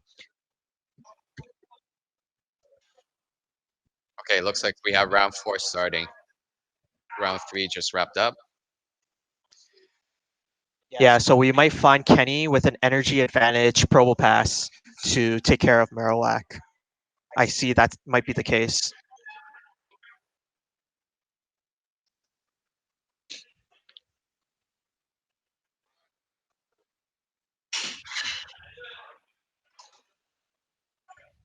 So you're actually saying the Spark variant He's supposed to lose. supposed to lose. You're right. Right. That's Yeah, to yeah. my understanding. Yeah. You kind of Like, want Rock Pro for that Marowak matchup. yeah, That's my rationale for sticking with Rock Throw. right. But then if he has an energy advantage Spark variant Probopass, then it should beat Marowak. And I think Kenny knows that. Um, yeah, he probably knows, but it's actually very hard for a Probopass to farm up with Yeah, Spark in any residual matchup. So you can definitely farm, but it won't be a good trade off on the yeah. farm unless he's farming off like a Skarmory against, yeah, everything else kind of pressures the Yeah. Probopass on his opponent's team. So his opponent is running Probopass, Sableye, Metacham, Wigglytuff, Alolan Marowak, and Skarmory. Uh, Skarmory, I can see it used against Kenny. I mean, it's just a coin toss. It's only good against three of his mons, so we might see it.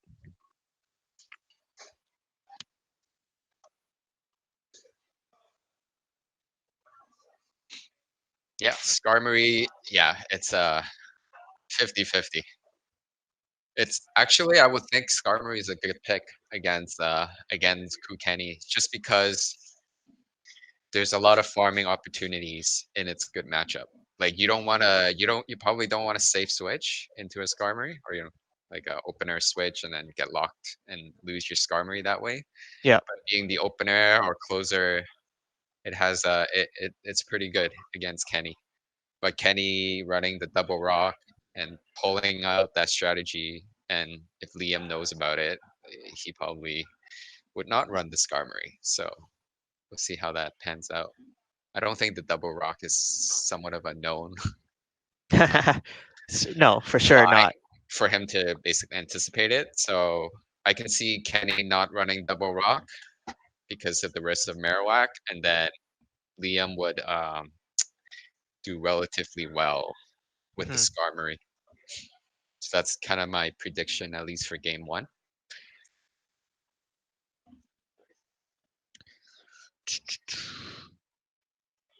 Also in the chat, though technical actually says Rock Throw Probopass loses as one shield versus Marowak, but it does take the two shields. I didn't know that.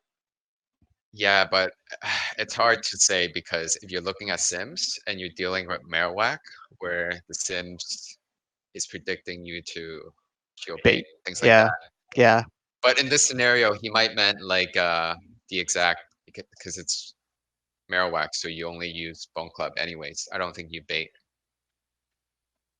so it's just Rock Throw, Rock Slide versus um, Fire Spin and Bone Club. Yeah. But actually, I think Shadow Ball is the higher DPE against Probopass. It probably is because Shadow Ball, but I think I played that matchup in the previous cup, Hmm. and based on the IV, Hmm.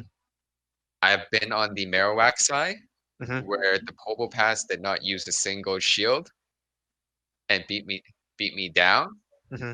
even after I hit 3 Bone Clubs. Somehow he got to. So I actually shielded with the Marowak against the Rock Sly, and I Hmm. went straight Bone Club, Bowl Club, and you and won I it. lost, and I Oh, you lost. lost while losing the shield. So Mm. there's a some degree of IV Yeah, for sure. in that matchup that determines how much damage you take on the Marowak. So I think it's IV dependent, and it's also dependent if there's any sort of energy gain and For an sure. energy advantage through a switch.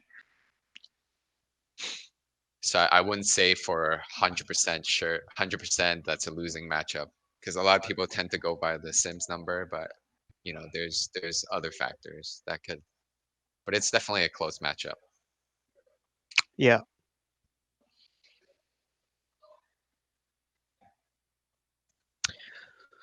Shout outs to Dragon Silk and Holden McGroin, other members of Team J Farm, who did not show up today.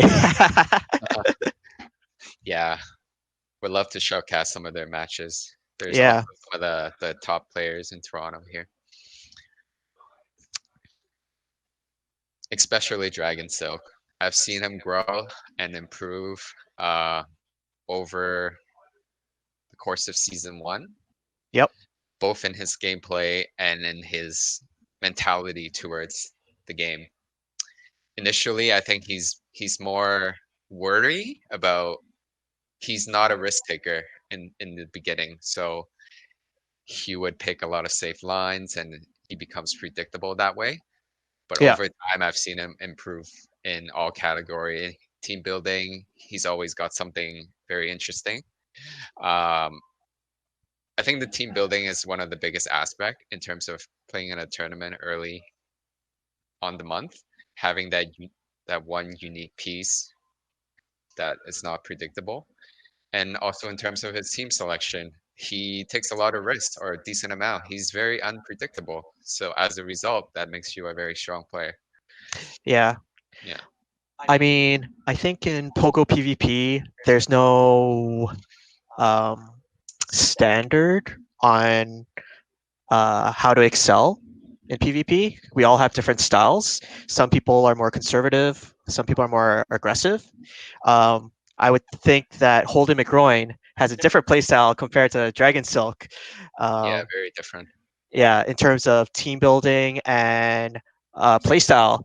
Um, Based on the history that I ever played with Holden McGroin, I would always think in the back of my head that he has more tendency to bait, Yeah. right? I mean, in the Toronto area, we Looks like they're locking into Okay. We'll continue our J Farm chat and shout out later. I did see the CP of Liam's Marowak was like 1460. 52. Yeah, it was very low. Oh, what if it has like very high attack stat? So if you level it up, it goes over 15. Yeah, Maybe he just really wants to win that CMP. yeah, no, or you just probably have a bad one. So, so did Kenny go with double rock? I kind of I missed the opener. think. Oh, He did switch out. I didn't catch the opener, but let's see how this goes. So the Wigglypuff shield is definitely a good play if he saw the Metachamp earlier. Kenny is able to get to a second charge move. yeah. Yeah, I think this is how it was in the previous rounds too. It's usually the second charge move that will take a shield. he had the switch advantage because he Yeah, came in and then it was a counter swap. yeah. But again, Kenny is ahead of shield, so it's two shields versus one. This is definitely a scenario where he can farm with Yep. the but Oh, Metachamp. I'm not sure if I agree with this and I hope he shields. Whoa, whoa, Uh whoa. I don't know. But what did he see in the opener? He saw the Marowak, right? Yeah, I think Yeah. so. But I think that's a misplay on Kenny's part for sure. Yeah, I'm not really sure why he I don't know. It just felt like a situation where he should have farmed with the Probo pass. For And sure.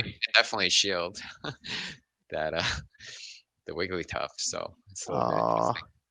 Maybe he kind of saw the match being a match that he couldn't win, and he just kind of didn't make the best plays. oh, very unfortunate though, losing with two shields up. Yep. He just like I said earlier, or we talked about earlier, his double rock team is not the best versus Liam's line, and he still chose to use it. So that was a big gamble. Looking back, Liam's lineup is really strong against that double rock. He Hmm. had Metachamp and Alola Marowak with the Wigglytuff. Yeah. Those three, I don't think the double rock team can deal with. So I hope Kenny changes things up. So holding Matt Groin is saying that you're exposing his playstyle. Everyone's playstyle apparently. That's not really a playstyle, just team building and whether or not we think they're predictable or not. Yeah. Just to finish off that thought, from my history of facing Holden McGroin, in the back of my head, I would always think like he tends to bait more, right? So it makes me more inclined to not shield.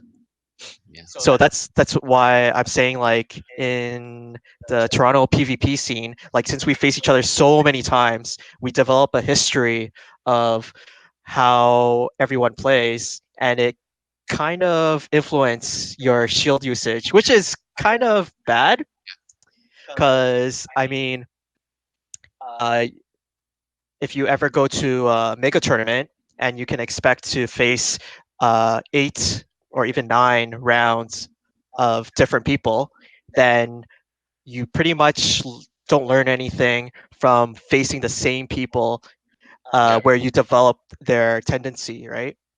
Yeah. I don't think it's a flaw. I think knowing Evan, I think he's totally capable of doing one or the other. Yeah. He's a But very yeah, he's very unique player. I would say there. I wouldn't even group him as anyone that I've faced as the level of spice he brings to the team and yeah, how and the amount of success he has with his lines yeah, and his ability to count moves perfectly. So he's definitely in a different level than most people I face. yeah. Um, But I do want to bring our attention back to this matchup because Kenny is facing round two or game two potential elimination. Well, not elimination, but losing his streak. he did choose not to bring the double rock, which is the right call. His lineup is really solid because I think he may have saw a flaw in Wallace's lineup in terms of the Marowak being the safe switch. So Hmm. that's why he's using it as a safe switch. So he did not get the lead, but he has a very solid safe switch. Oh, he did get the lead. Sorry, he's the Probo Pass. Oh, And there's leg. like it looks good. I don't think there was any missed fast moves. Him staying in might also be a good call, but he definitely should preserve. So he's doing chip damage on the Marowak to hopefully guarantee a win Yeah. after a switch. Or he might just stay in because he thinks the rest of his line can deal with the Wigglytuff. Really? Uh, I would have switched to Gliscor earlier. I mean, I think letting Liam tank one Rock Slide is fine, and then just switch to Gliscor, and then just spam Nightshade. oh, he was not able to do a charge move. Yeah. That's very unfortunate.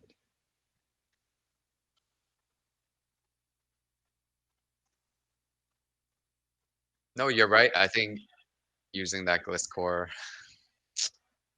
Oh no, that Ice Punch. yeah, I don't think Kenny's in a good position right now. He was able to get a shield. Whoa, this is actually very interesting.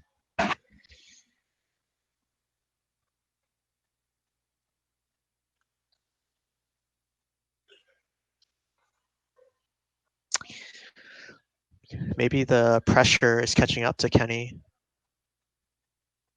I think there's a level of misplay in this game in terms Yeah, of serving that Probo Pass. for sure.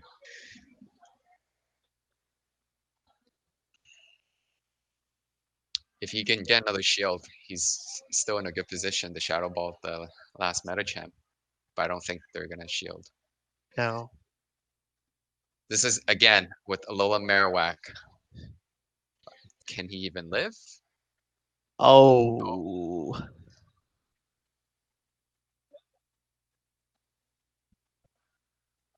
Yeah, it's over.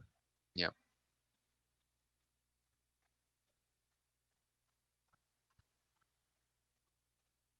Yeah, it's over. He has a shield. So Kenny's streak ends. Two major misplays from game one and game two. I don't think the game one matter as much because I think the lineup was very difficult for Kenny to win regardless. But Um, there's the game two. There's definitely some questionable plays in terms of staying in with the Pro Bowl all the way to the end. yeah, I was thinking he would come out after landing that Rock Slide to come in with maybe Gliscor yeah, against the Lola Marowak, but yeah, that would be I, what both of us would think would be the better play. for sure. Game one, I remember he had two shields. There was one time where he tanked a huge nuke, wasn't it? Yeah, but I don't think it really mattered that much because it was a yeah, he took a play rough with Oh, with Metacham. Yeah. Oh, but then for that, he should have went with Probopass rather than Metacham farming it down. but didn't matter. If he goes Probo Pass, the other guy goes Metacham. He has to switch to his Metacham, and the other guy just switches to Wigglytuff. There's almost Oh. like no way he can win in game one with his Mm, lineup. mm, But in game two, he had the lead, and he lost. Yeah, Yeah. I think we jinxed him. Yeah. Sorry, Kenny.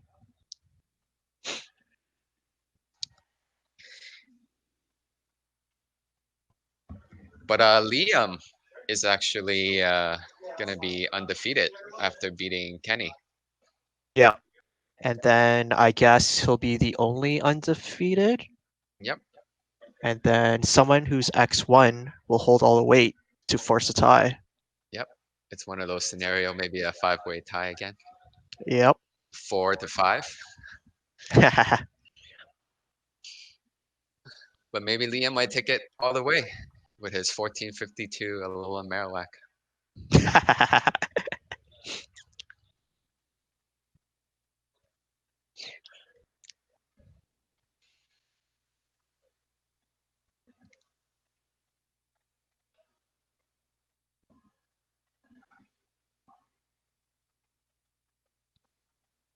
So I didn't really follow the lineup on this game three. It looks kind of well. It looks like he's bringing Skarmory. Mm, So going back to game two, Kenny identified that his Alolan Marowak is very crucial in this in his lineup versus Liam's, but he didn't really fully maximize the usage right. because he was put in a losing situation due to probably staying too a little bit too long with the Probo Pass. For sure. For sure. He might have even forgot that the Ice Punch is Oh, man. super effective against that Gliscor. Gliscor. Oh. Yeah.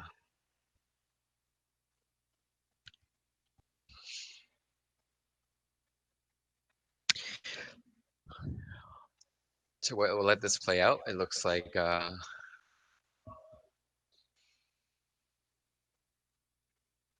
Kenny's in the lead. He's doing exactly what he should have done game two with Yep. matching the right. Yeah.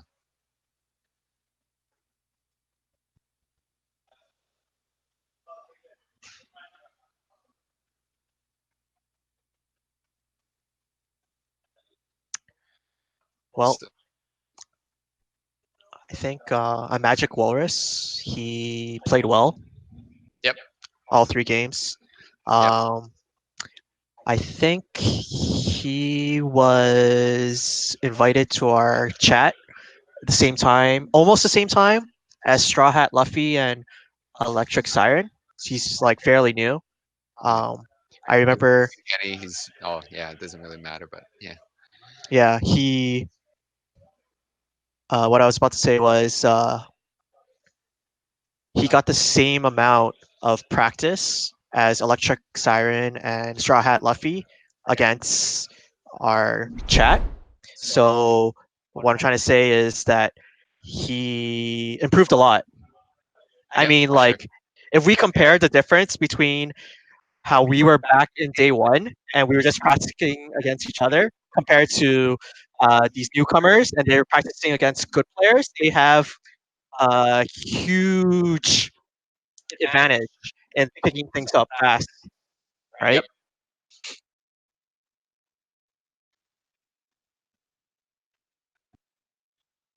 Yeah. Just want to center the positioning.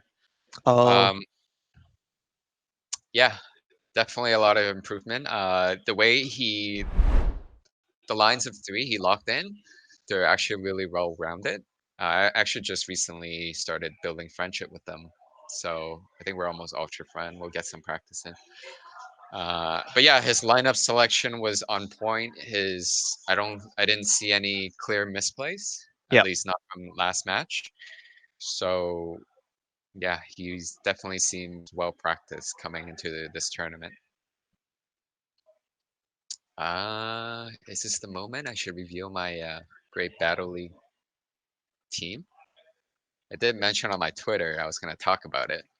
Um, After I reveal it, I probably won't play it again. Well, that would be smart.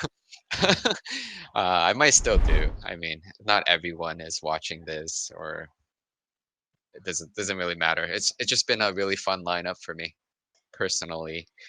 I play over almost 200 games in rank 10 using that exact same build with one monster change, with one monster a variation, which is like my closer. Tried out 3 or 4 different variation. Um, so so as we're let's just a quick update. We still have One one more match match remaining. concluding for round 4. So I think we have some room to chat about Great Battle League. Yep. Uh, so my lineup, I called it the Tempo Deoxy. So the reason behind that is when GBL first came out, I did not have a charge TM, and my one Registeel actually had Hyper Beam. So I already knew, like I kind of knew that Registeel was going to be a very strong pick in the Open League format, and I wanted to try it, but I actually didn't have the TM. So I looked at Deoxy Psycho Boost. So what jumped up to my initial uh, process? Are we disconnected? No, we're good. Was that I wanted to play a Psycho Boost Deoxy. The reason for that is I'm in the last few months, I'm kind of playing Pogo PvP to kind of master the ability to manage buffs and debuffs, Yep. either offensively or defensively. Uh, the Psycho Boost is a very unique.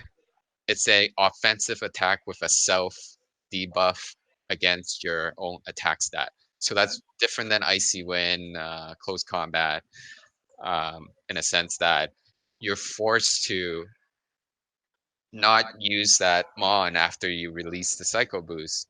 Right. So the design process, in order to make that work with a Psycho Boost Deoxy, was to have the best possible safe switch that you can pick against the general meta. And so I went through my own list of Pokemon to see what was available since I was limited on Charge TM resources. And I try to mimic, I try to think about the Open League very similar to Safari, Hmm. or like regionals, where it's like there's no type restriction.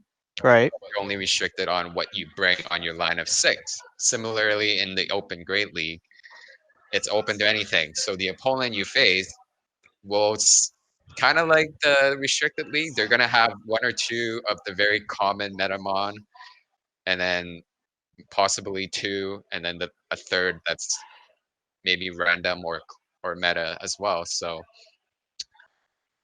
that reminded me of Munchlax from Hmm. Safari, and the Hmm. reason why I picked it.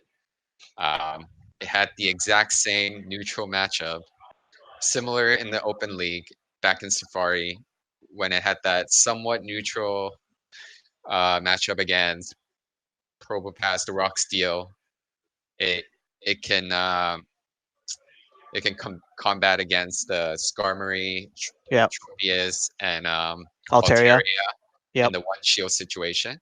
And I happen to have a really high rec Munchlax that allow me to do a lot of that. I can end a lot of games where I land another body slam where otherwise a bad IV Munchlax cannot do. So when I saw Munchlax and I saw its synergy with the Deoxy strategy that I was trying to create, it kind of all the pieces kind of fell together.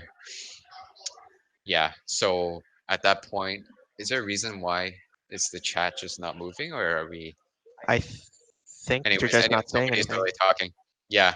So that's basically the starting point to my lineup. It was utilizing a Deoxy Defense Psycho Boost to its max potential through via safe swapping.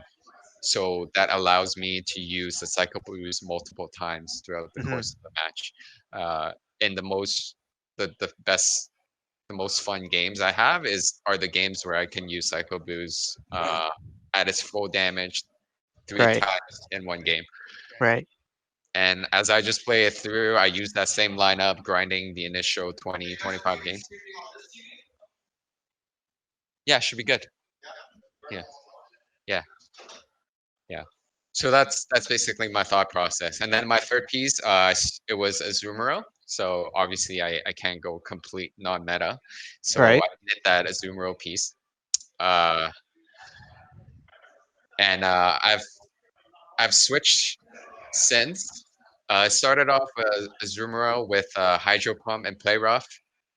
I didn't like the fact that I didn't have the Ice Beam to finish off a potential Altaria because my team is actually very weak to Altaria chip damage. So the longer the Altaria stays to Dragon Breath my team, there's not much I can do with the Deoxys and Munchkin or Munchlax. Yep. So that's why I had the ice. That's when I switched out from Play Rough, or I switched out Hydro Pump into Ice Beam just to have a better matchup against Altaria. And then I quickly found out that that's bad against Registeel. Yep. So with Ice Beam and Play Rough, I was having a lot of trouble where the end game was Azumarill against Registeel. So let me see what's the status. Looks like we just concluded round four, leading up Yep. to round five. So we might be starting soon. Usually for the final round, we have two different sets with table one Yep. being after the first set. So we usually would stream table two first, and then we'll follow up with the finale in table one. Just quick fast track. So with all these Zoomerl, Registeel, I decided my final version to be the Ice Beam Hydro Pump Azumarill as my third to complement my lineup, my unique strategy with the Deoxys Psycho Boost opener and the Munchlax Safe Swap. I ended up with Azumarill Ice Beam Hydro Pump just because in rank 10, I started to notice a trend that there's not a lot of scenario where people end the game with Azumarill. They usually put in the Azumarill as opener or as a counter switch against my Munchlax. So I was able to take that risk to run Ice Beam Hydro Pump. And also a lot of the other opposing Azumarill is running the same, so I don't really lose that hard Mirror. match in the mirror against a Yeah. player up. So I was totally safe with the Azumarill up until maybe like a week ago when I started to face a lot of Meganiums and grass in general. That's when I made the switch. The switch was actually with something that's really weak against grass. I actually made the switch at first to a Mud Boy, tested Swampert, and ended with Whiscash. The reason for that is there is opportunity in the match where I can farm Mudshot on Whiscash that if the shield situation works out, I could land a Blizzard on a Venusaur. Uh, I probably play over 100 games in rank 10 with the Azumarill and the three different variation of Azumarill. And I probably play roughly 50 games with the Mud Boy Whiscash as my closer. The highlight with the Whiscash is landing Blizzards on Venusaur and Altaria to close off a game. And then more recently, the last 4 days, I've actually been using Charizard. So Yep. this is actually my final version is actually with an Air Slash Charizard. Um, I've seen it done a lot of work against Blastburn, with Blastburn against Registeel, and then obviously if I get that grass in the end, it's a favorable matchup with the Charizard at the close. And just back to my earlier point, Azumarill being not that common as the end game, so I don't catch a lot of Azumarill. That's the merit for Charizard, and that's basically my final version. So my team consists of a Psycho Boost Deoxys that not many people use. Most people elect with Rock Slide Thunderbolt. A Munchlax I've only probably faced against three Munchlax in the course of almost 200 games in rank 10. So I would consider that as a pretty spicy pick.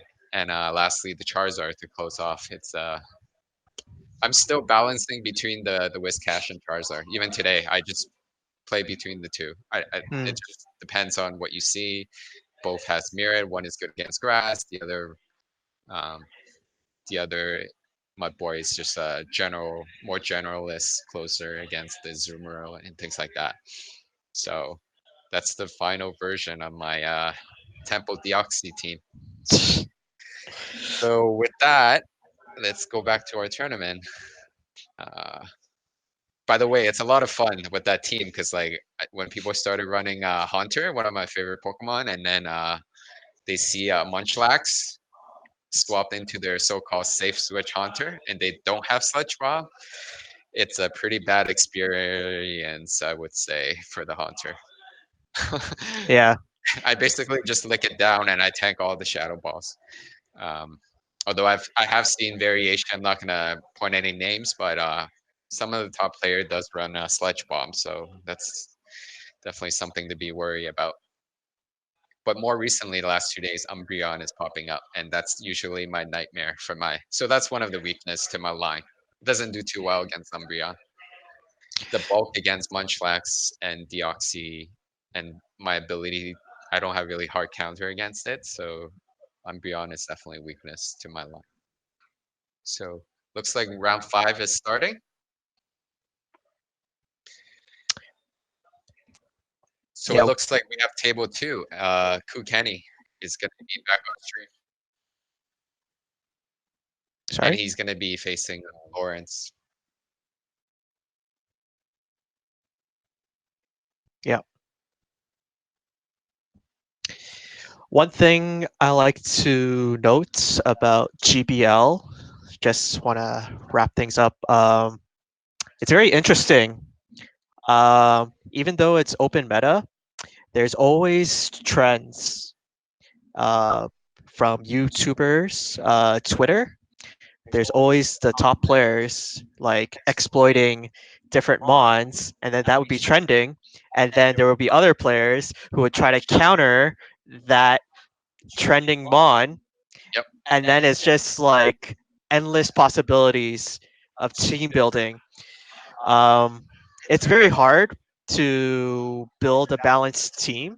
Uh, the way I see it is that there's two ways of approaching GBL in rank 10. It's a different meta for sure. There's people that will build well-rounded, balanced teams, and then there's people who would build teams where there's a huge hole, but then you're just playing by the numbers, such as if your team was very weak to Mudboy, you just play the numbers as like how many times are you going to face a team that will have a Mudboy in it, right? Yep.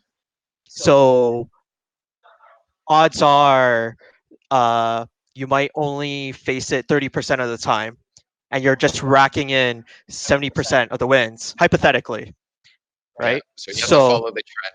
yeah, Yeah.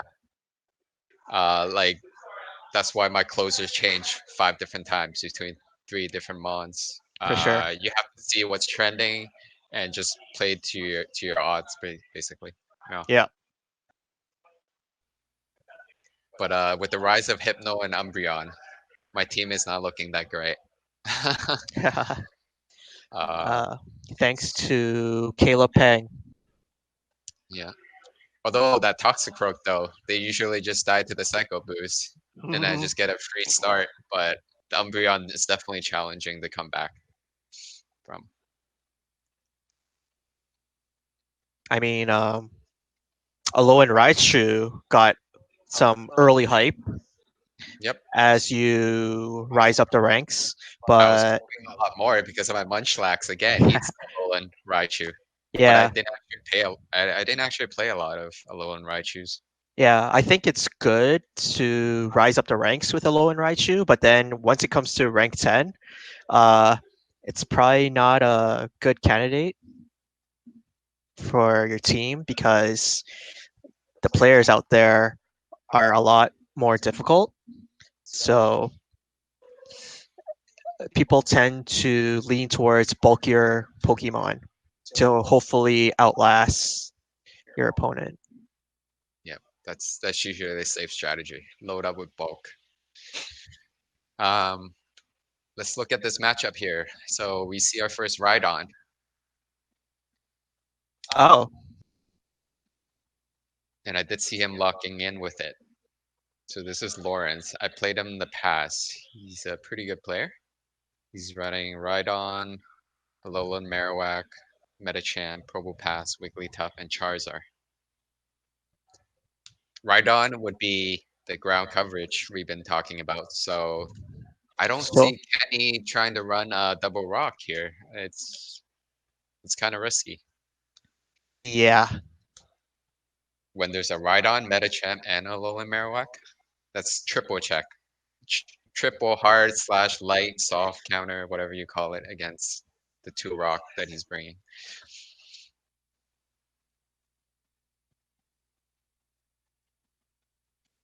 But what Kenny has in this matchup is uh, I don't know, not too many super safe out for him. yeah. It seems like he's very limited in his choices because there is so much bench pressure I from think Lawrence team. Gliscor is probably his safest choice. Not the best, It's not the but best. I mean decent versus Marowak. Yep. Good against Rhydon, Yeah, Probopass. It just only loses to Charizard and Wigglytuff. yep. I think he might rely on his bench pressure to expect to not see the Charizard, but the Charizard might definitely come in. I think might have saw Lawrence locked in the Charizard. I don't know. Hmm.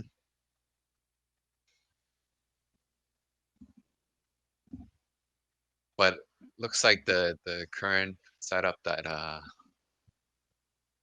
Kenny has right now has a decent shot. How's the Wigglytuff against Ride Rhydon matchup? Wigglytuff wins, Okay, but it's a soft win. okay. Does it need to shield? Yeah, I think it needs to shield once.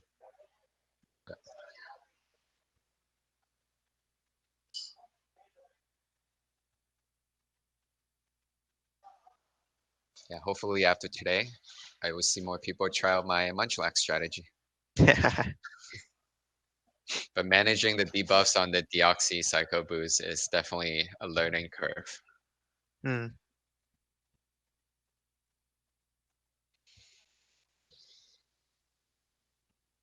I think this would be the line he's finalizing. Hmm. He's bringing the Gliscor. He's not bringing any of the rock because obviously the bench pressure is real. Yep. I would And think this is a bad matchup. yeah, he lost the lead. Yep, yep. So his safe lead with the Gliscor or his safe switch. He might just bank on winning the switch advantage to just kind of win out that way. Yep. Interesting. I think. This is a good shield bait. I think that, well, he Oh didn't wow. go for it, but I think it's the Lawrence has power up, punch, and psychic. okay. So he doesn't have ice punch, Yeah. but will Kenny know that, or will the fear of last game? Yep. So he got his shield. Oh, I don't think that's the right shield. You don't want to go to zero shield, Yeah. but Doesn't he have Wigglytuff in the back to take care of Metacham if anything? yeah, but at least he knows there's no ice punch. Hopefully, uh, from that Yeah. cycle.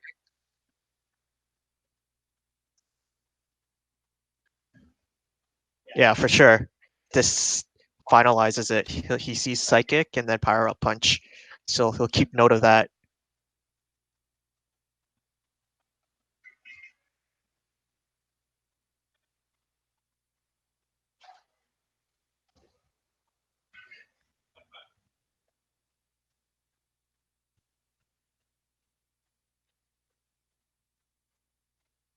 Ooh, Wow, you got the shield. really?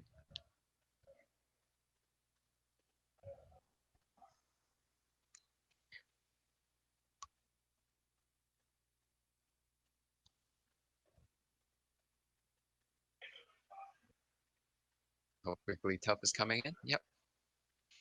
And then Instant swap back. switch. And then Shadow Ball him. No. Ooh, is he Oh no! camping? Don't even. No. No, that he's was that was a bad switch. well, he can tank it, Yeah. but No, it's. Oh,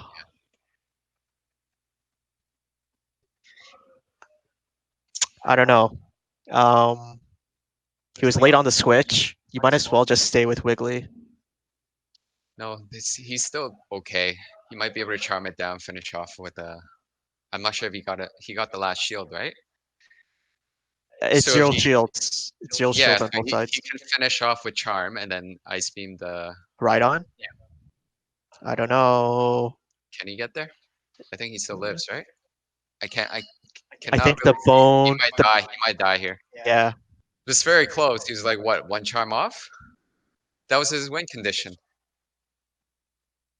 He Um. could ice beam the ride on, Yeah, I know that, but I meant. and that was, I Mm, believe, one charm difference. So mm,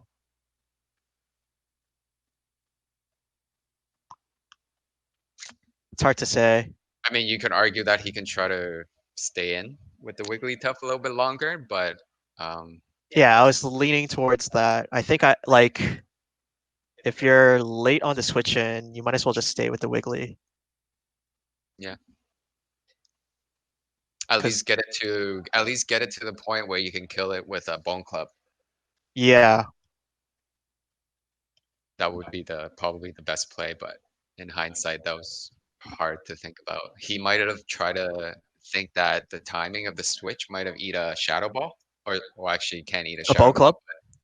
Yeah, Nah, it's too late. it's bad because it's no shield and the Shadow Ball is coming. So Yeah,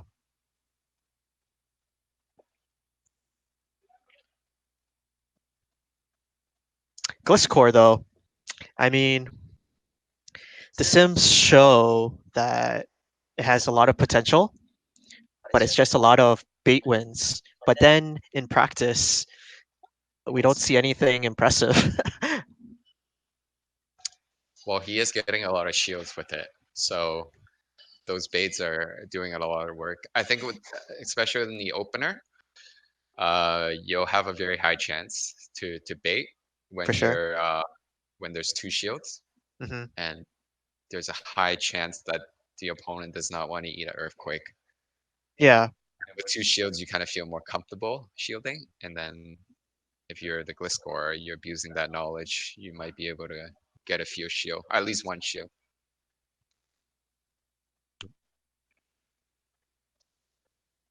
But the lineup that Lawrence picked in game one, it's pretty hard for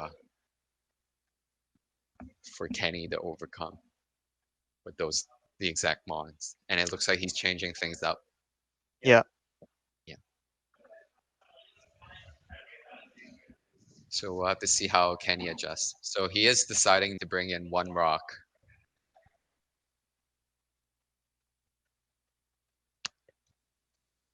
And Lawrence has just one soft counter to the rock, which is the Marowak.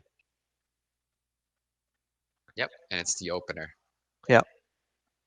So, but the thing is, will Kenny switch out Mm, if he chooses the team that he used right now? yeah. It's hard for him to make the call to switch out because unfortunately, once you switch out to the Pro Bowl and you're kind of anticipating your opponent to have a fighting in the back, Yep. you're kind of locked. So he might not switch.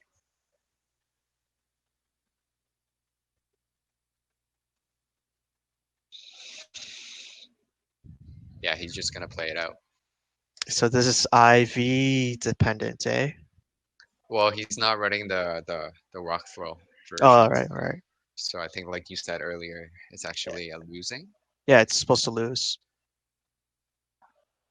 Might be one of those where he gets ahead on shield while losing. Hmm. Well, he gets a shield there, so uh, I hope he doesn't shield. I think he should play. Uh, I think he should play it out with the shield advantage. yeah, Oh, oh, CMP. he did a check there. I'm not sure he wanted to switch or he actually trying to do a check on the move. No.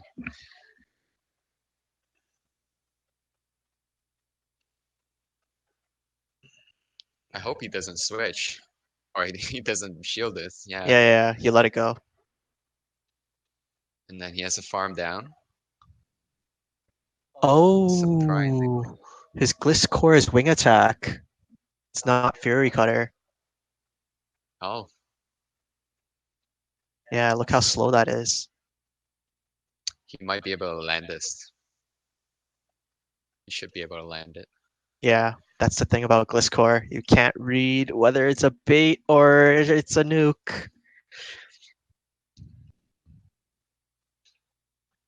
So not sure what. I forgot what Kenny had in the back, and this Wig. almost feels like it's an earthquake.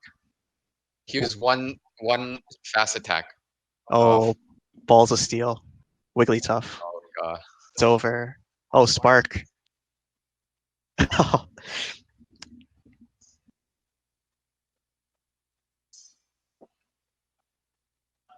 Oh, that's unfortunate because probably Kenny was predicting the third Mon to be either a fighter or Rhydon Yep. because he was showing double rock. Yep. He was just outpicked.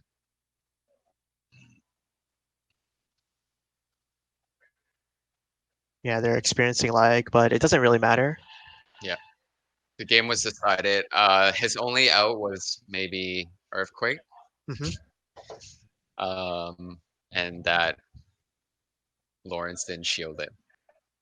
He was actually presenting energy that feel like it might be an earthquake. I don't think Lawrence would have counted. He was just calling the bait.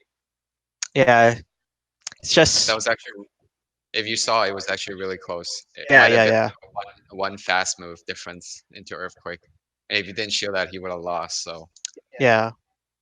I mean, at the end of the day, it's just 50-50, right?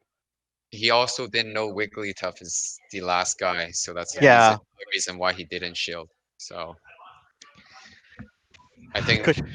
if he went for that earthquake, he might have had a chance. But yeah, Should have punished them. Should have punished. yeah. Wow, we really jinxed him. Ku Kenny 3-0, and then two losses right afterwards.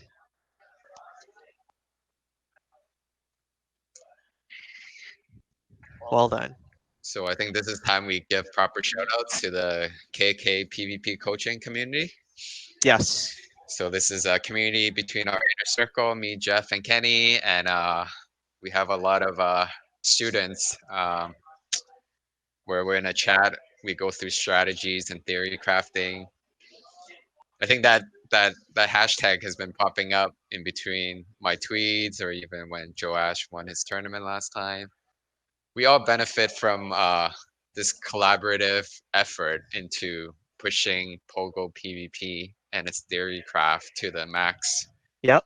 I think we can push it to the highest level, even though we're not getting a lot of practices in.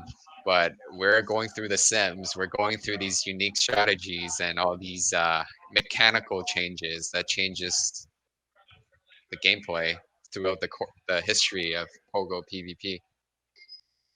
Yeah. Even So though even though we're not getting the practice, we just rely on our skills just to pan out the meta. yeah, and also using external sources like Hero Vanish videos and all the materials out there to help us come up with snapshot of the meta and the anti-meta that we predict even globally and at our local seen. For sure. His simplified videos are pretty useful. I mean, it just grabs a snapshot in a short time frame, and it's Yep. pretty much like there's no filler whatsoever. Yep. So, Hero Vange, shout outs to you. Mm. Keep up the good work. Yeah, he's one of the hardest working content creators out there. Yeah. I mean, to simplify a meta Yep. as like very early in the month takes a lot of effort.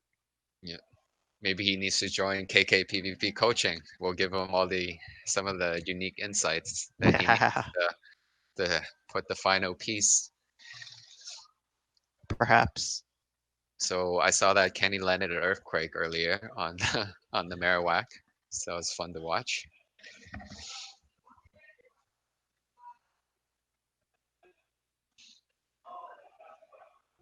He's getting ready for that counter switch,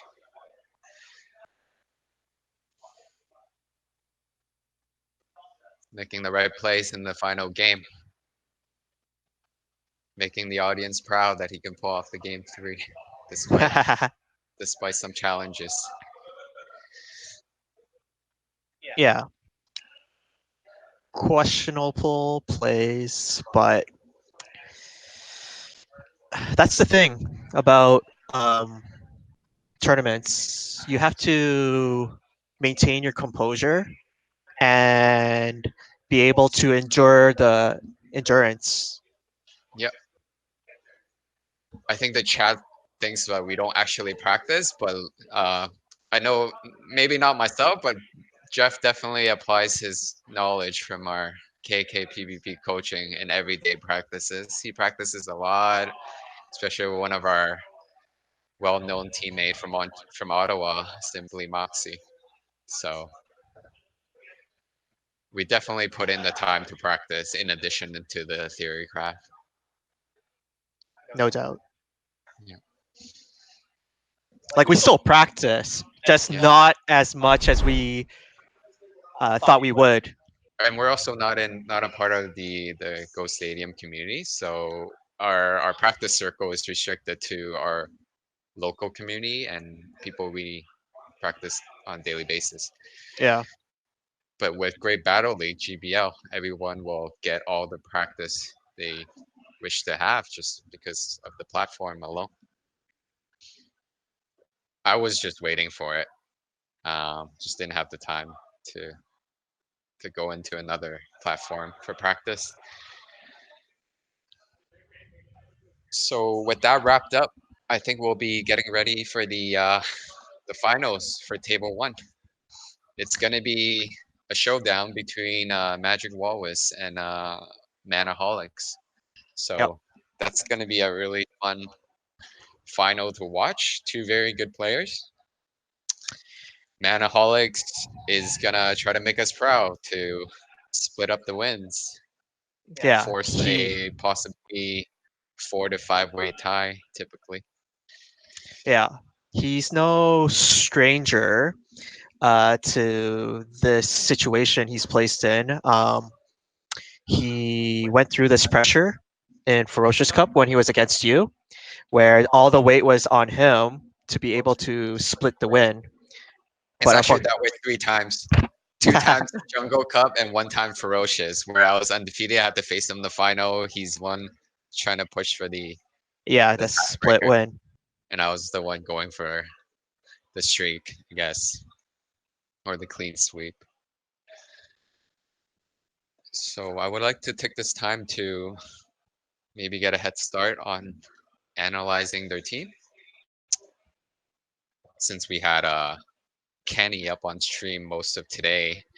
We haven't actually seen Manaholics' lineup, so he's running Metachamp, Probopass, Gliscor, Charizard, Granbull, and Alolan Marowak. Grand Bull. In the head-to-head, does it beat other fairies? I think we had this conversation about it losing to Wigglytuff, right? But it does have some unique matchup elsewhere, just because of the fairy typing Yeah, alone. Or maybe he's very spicy and he went with Snarl and Crunch close combat instead. That'll be fun to watch. Mm. Actually, I didn't see another player come today. He's actually someone that I guess approach Pogo PvP team building very similar to myself. I played him various times on stream and off stream. He's SGT Funk. Oh, He's right. not here today. I was actually looking forward to have him having a very strong performance, possibly winning a tournament here, because he's one of the guy that always brings in really spicy things in every tournament I've seen. Yeah. Like I always try to at least pick one or two as well, but he does the same thing. But not only that, he has good practice with them. He plays them in a very it's I would say very similar to Evan in terms of going to a tournament with a well practiced lineup that has spice picks, like non meta picks that throws people off. Yep. He's also a very solid player. Just looking forward to see him perform and even looking forward to see what type of line he would bring to a Rose Cup tournament for us to analyze. But he does practice a lot with Manholics. Hmm. So maybe the Grand Bowl is an inspiration from him. Possibly. Maybe. I don't want to Maybe. make any assumptions and take away any credits, but it'll be fun to watch that Grand Bowl. Yeah. Like you said, surprised that he didn't come. Maybe because since the Hive tournament was actually rescheduled because of that event that was announced last week. Because we were supposed to have this tournament last week because we usually Yeah, have it early in the month. But then because of that event, the research event, Super Bowl. oh, that too.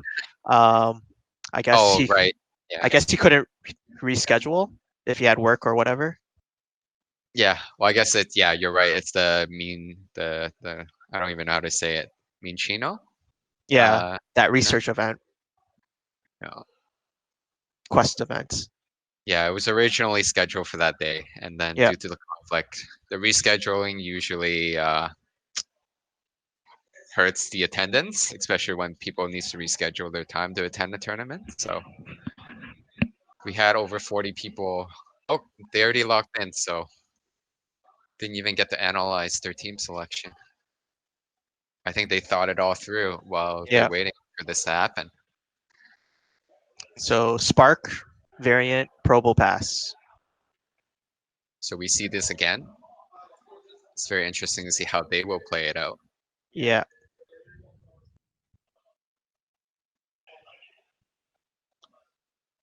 I fully expect Manaholics to come out of this matchup head on shield for sure, while losing it. for sure. I don't think it's worth it for him to shield, but he might just switch Yep, at the perfect timing, of course. yep. This won't do much. Yep. So that's a very high tempo play. He's really ahead, and look at the matchup he has right now. So he's in a very favorable position right now. What was the last one? Is there a reason why he put in the Probo Pass? Wigglytuff. I would have chose Wigglytuff over Probopass, right? Because Manaholic still has a Probo in the back, Yeah, so that would be bad for Wigglytuff. He might as well switch to Wigglytuff for this matchup. yeah, and he got call on the shield bait, so this is really bad. Yeah. Oh, was there a possible lag? I was surprised that he didn't get to that earthquake. Hmm. He actually lost. Interesting. He didn't use a shield, so But Manaholics has two shields yeah, compared to a Magic Walrus one shield. yeah. And Magic will always just have a half HP Marowak at the back, so It's pretty safe for Manaholics to still take this. Hmm. He doesn't need to do anything but to fire spin Bone Club Yeah. and maximize the farm.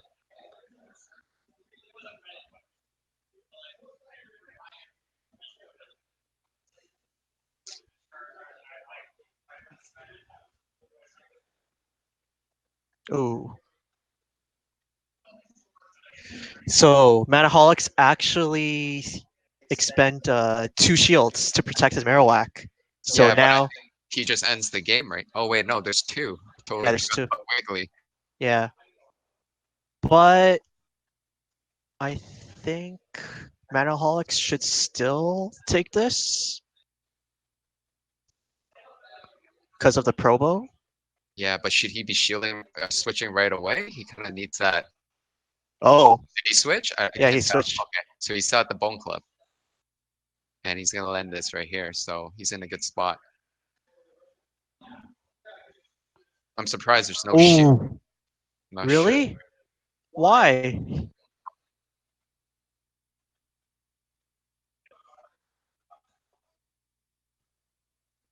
but he does have the Marowak in the back. That Yeah, he wants to save the shield yeah, in for the Marrow. this exact situation. There you go. He wins. Wow, I That was really well played by Liam. Liam yeah, for meant. sure. I mean, he recovered from I think is a misplay. Now that I think back, he he could have switched to Wigglytuff. Rather than Probo. And then, if anything, just have the Probo match up with Manaholics' Probo rather than a Wigglytuff match up to Manaholics' Probo at the end. Yep. Yeah, There's probably some thought process around that. Um, he might be preserving the Wigglytuff. There's not that many matchup that's favorable in the remaining, other than the Metacham. Um, yeah, so you think about it, if he switched to the Wigglytuff instead of the Probo Pass, he might potentially face an end game against a Metacham that he cannot deal with. I guess. Yeah, I mean, if that was his reasoning, then that's valid. yeah, and it didn't pan out that bad. The Probo Pass against Gliscor matchup. Yeah, I'm not sure if it's we saw that Manaholics shield baited with a nice slash, yeah, and he still lost against the Probo Pass. right. So I don't think that matchup is that bad to begin with the Spark Probo Pass on Gliscor. Hmm. That's the only explanation. He lost while successfully getting a shield bait. But I felt like he should have got that Earthquake at the end. I don't know what happened and why he didn't shield to make sure he gets the Earthquake. So there's Yeah, definitely a lot of thoughts being put into these decisions, and not knowing what the last mon is, there's tendency to make mistake that way. I mean, we see, but they definitely don't see what we're seeing. yeah. So Um, I guess from what I see, the turning point was when Manaholics actually spent two shields to protect Marowak rather yep, than just saving the one shield for his Probopass in the back.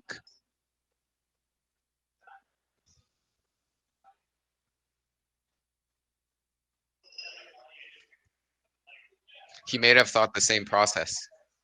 Hmm. He also might have thought the Metacham is the closer. So this is the risk of Oh, having.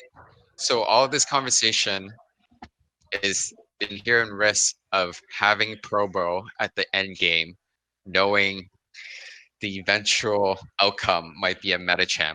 So you're kind of like throwing your Probo Pass away or doing things because you're not sure if your Probo Pass at the end will just be matched against a Metacham. So that's that's why true. he's preserving that Marowak and possible Shadow Ball on that Metacham at the end. Yeah, I guess that's true. So it looks like exact same opener. This is game two, right? Or do we Yes, have? this is game two for sure. Yeah, Liam took game one. yeah, because I there might be just yeah. Okay, it's There we correct go. on the results. Yeah, So in game one, Mount he Holic. switches to eat so he gets Yeah. the exact same scenario. Yep. Now Yep. we see, knowing possibly the same lineup, he might go Wigglytuff now. Oh, Oh maybe this is not a bad matchup for a Pro Bowl. no, this is exactly what happened game one though. Yeah, but they're gonna shield differently. Probably. We might see an earthquake right here. Yeah, and then he might think it's a bait. Oh, he calls it, so Yeah, he can't take that risk. for sure. When you're up ahead. So he's actually in a very favorable position. Yep. The fact that you can call that shield, now he's gonna get what, another rock slide before a second earthquake. Uh, Whoa, CMP tie, he gets it. that that attack stat though. Does this one shot? Yeah, it does. Oh wow, Yeah, so that's the turning point. for sure. I felt like he could have done that game one, but yeah.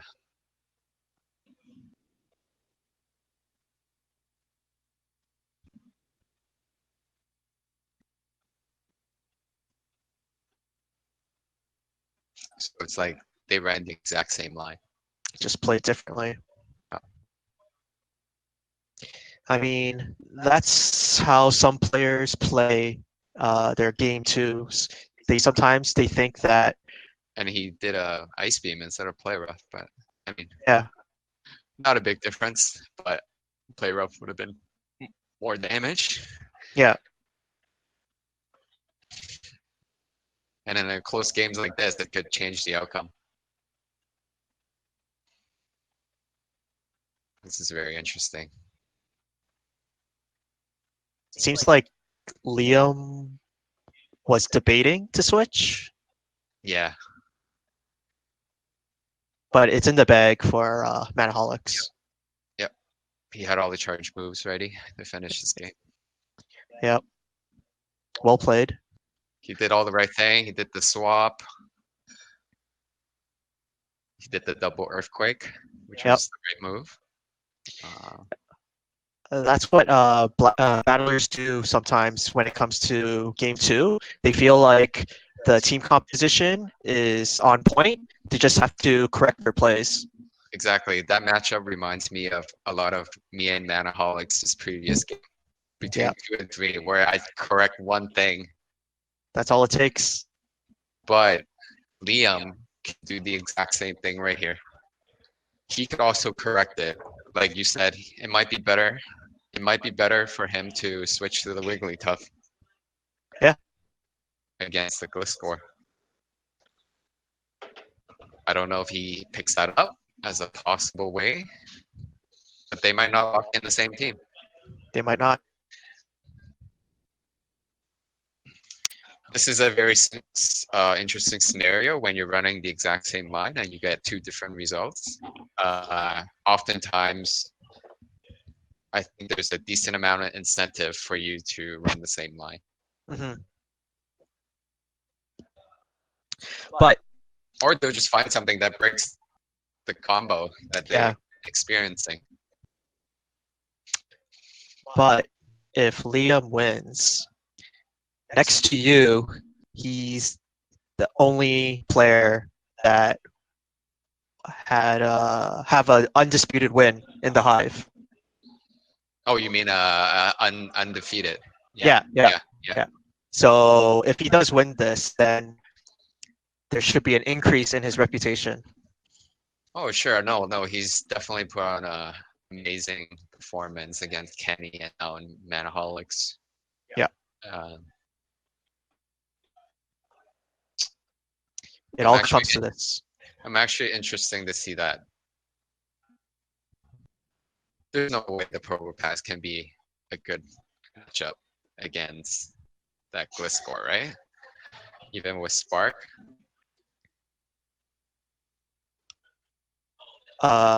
Is it Furry Cutter? I didn't catch it.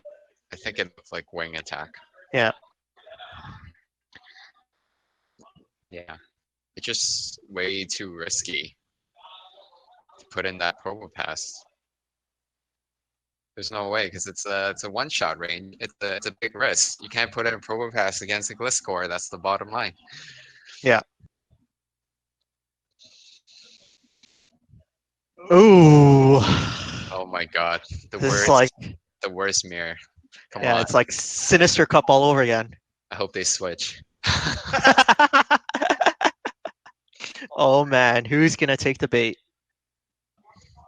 Don't forget, my boy's got the 1452 Marowak. He should Oh, he so he should should be, win in CMP, right? but it doesn't matter. There's a shield bait that already happened.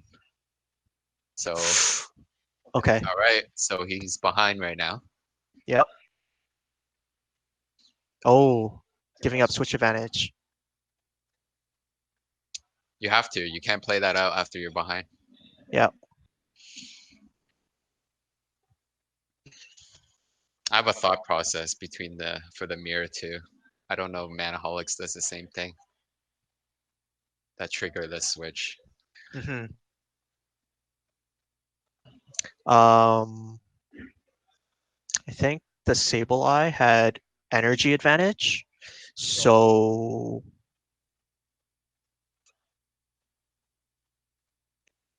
nah. I think the Probo still wins. Just let it go. So you can see that Manaholics didn't want to take any risks. He technically could have thrown out another spark, but in the heat of moment when you're just like one charge, one fast move off, you don't want to take that risk. Right.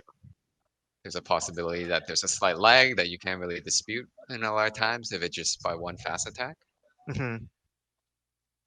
Ooh. So So the energy situation is on par now in the Marowak mirror. yeah. Oh, look at that. Oh, this makes it or breaks it. Yeah. Nope. Oh, You can see his reaction. That was not something you wanted to see. yeah. Okay. So Marowak versus Probo, and then Manaholics has Gliscor in the back, fresh Gliscor, Yeah. and Liam has only one shield. Yep. So I think He needs to preserve the shield because he needs to play that big game now. yeah. Um, Now it all comes down to this, but I think Gliscor can get to 2 earthquakes. yeah, he might be able to. Yeah. I think what he needs a lot of. Oh, come on, it's a Ooh, bad time to like lag. That's a very bad time to lag. But I don't think it matter. Like you said, I'm pretty sure he is supposed to get to two the two, earthquakes, even and though it's wing attack. he can tank Yeah. at least two more. Yeah, for sure.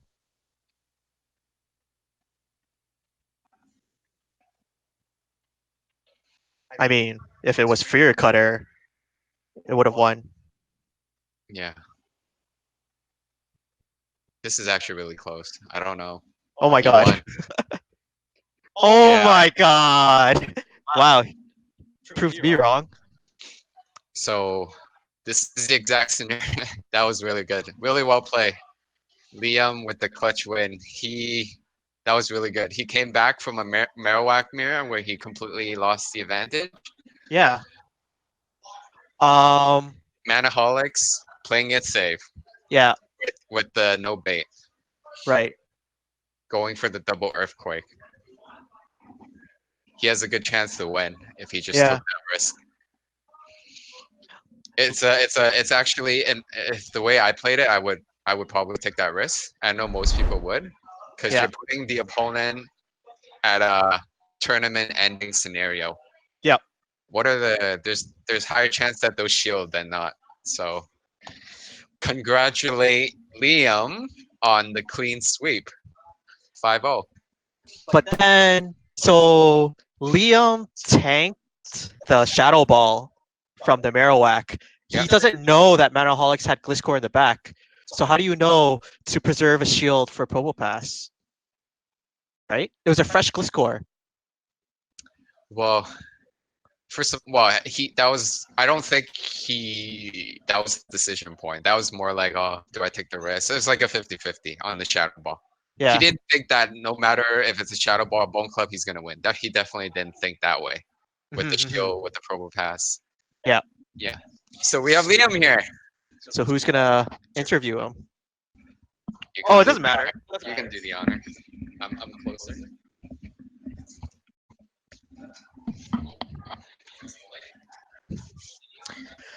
All right. First of all, congrats on your 5-0 sweep. How do you feel right now? Pretty good. I wasn't expecting to do really good at this at all. Right. Considering the GPL launch, most of you's been doing that for the last couple, like 10 days or so. So then, I just want to ask you, on game 3, uh, where you tanked the Shadow Ball from Manaholics' Marowak, and you had Probopass in the back with one shield, but you didn't know what his third Mon would be. What was your thought process in that? Uh, Basically, I thought he was going to bring his Gliscor back in. He's been pretty much used in the first two matchups, and like his first two rounds, he ran the exact same lineup, same as me. I kind Yeah, of played that second match wrong, where I didn't double shield like I did in the first game, and right. got the earthquake on me. So basically, with that, I figured if he had Gliscor in the back, I can't afford to waste the shield. I know he can hit a double earthquake possibly, or Yep. I needed a slight energy advantage in order to be able to possibly beat him. Yeah. So I realized I had to. I realized that I guess that the only way to win that match was to basically have a shield left for Provo in the end. Nicely done. So also in game 3, when it was the Marowak versus Marowak lead, how did you plan to play that out in your head? I thought I actually had the energy advantage going in because switching him and farming down is Provo. I thought I would have had a slight energy advantage against that. And I thought he was trying to bait me with a bone club at first, Hmm. and then when I saw the shadow ball go through, I was like, oh no. Oh, no, no, no! I meant at the lead. Oh, the lead. Yeah, Mero Oh, versus Mero. oh, so for that, I know mine's not charged. Mine's not powered up fully yet. Yeah, we saw it was 1452. So I thought that maybe it had such high attack that once you level it up, it'll go surpass 1500. But for I'm sure, that's not the case. still 4 power ups away from maxing out, actually. Wow. With that one, I know I can't stay in that because I'm not going to win it unless I'm not too sure what his IVs are on his, but just having like that disadvantage right there, I figure I'm not going to win that. So if I know it, I think I was pretty sure he's running the Gliscor again. So I was figuring like if it's going to be in the back, or he's not going to want to bring that out, and I already knew like he was probably had Provo, which like it's pretty obvious he was going to run Provo. I was looking at his team and I didn't think he was going to run the Grand Bull at all. And I Right. pretty much figured that it's going to be Provo Gliscor like each round. So with that one, I know if I was hoping for the Provo Pass lead again. Unfortunately, I got Marowak, and with that one, I was basically I need to like basically sack something out, or Yeah. hopefully at least something I can get like at least a pretty even match where like I can either get a shield advantage or at least deal enough damage that I know I can get back in the game. Wow. So actually, your Marowak is under leveled, yet you still bring it because you feel like it's still a viable choice. It's well, Marowak in general for the Rose Cup has like a lot of favorable matches, or it generally is like a probably the best like generalist. It really loses against hard against very few things in the tournament. won the cup. So even if it's underpowered, like it's compared to bringing something else. I was thinking of maybe bringing Charizard or something, but I was just like, it kind of gets walled off too hard by Provo, and I know that's going to be all over the tournament. And I was thinking an underpowered Marowak would probably be better than running something like a Charizard, Yeah. just because I know I can at least like draw shields or at least do enough damage with it. Okay. Okay. So, um, who was your most difficult opponent in this tournament? In this Because one, you were under the radar. Because then obviously we were streaming Kenny, right? Because he was the top ranked player in this tournament, so he was always on stream. And then until he had to face you round four.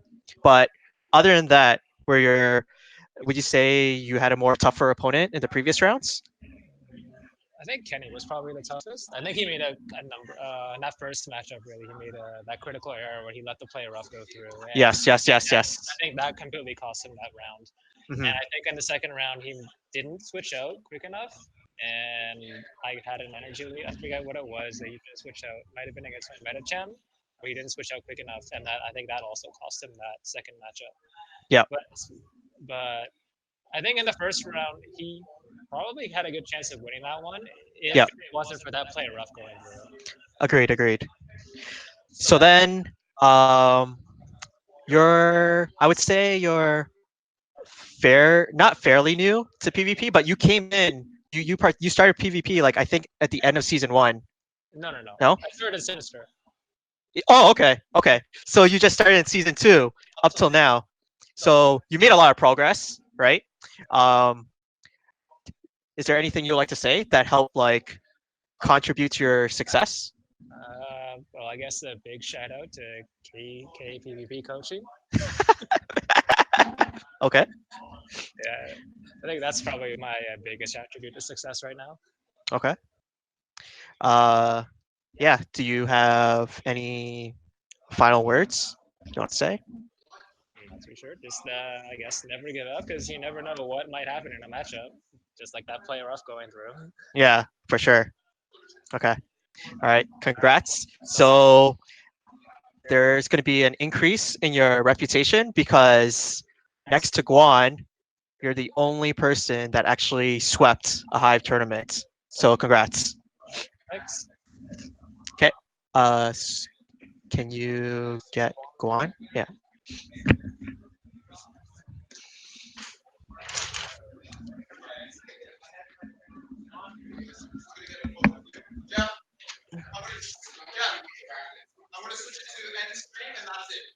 Okay. So thanks for those that tune in and watch our stream. Highly appreciate it. Shout outs to Go Live PvP Andrew. Without him, this stream wouldn't have been possible.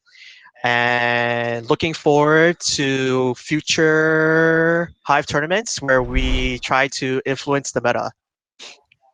All right, signing out now.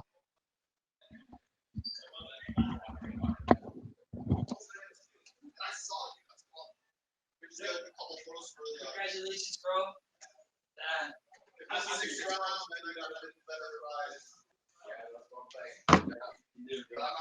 man, I was really banking on Mile High to win that game. Yeah. Yo, Is it off? is this a one plus one? No, it's done.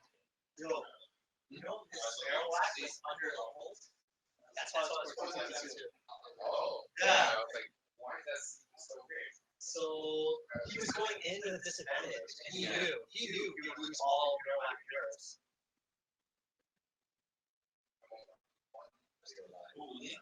Yeah.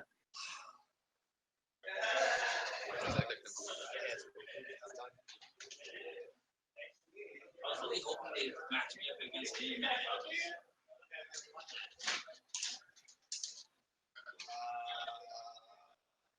Oh, she should have went for the eight. I can wrap it all up. Full screen. It's on that, right? Everything is closing. Oh, yeah, I already did. Thanks, Jeff. Well, I'll be right back. Yeah. As for him not shielding. You see what I'm saying? In that, like, one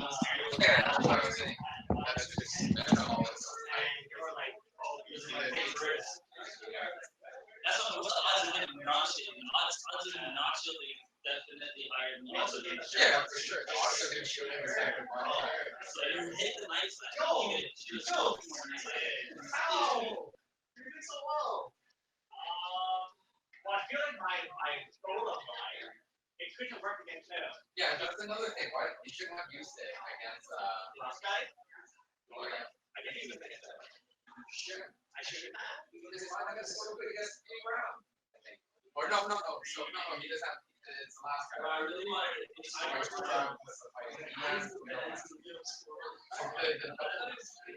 double rocket, like where it is rare and yeah, I think it's straight off last time. yeah,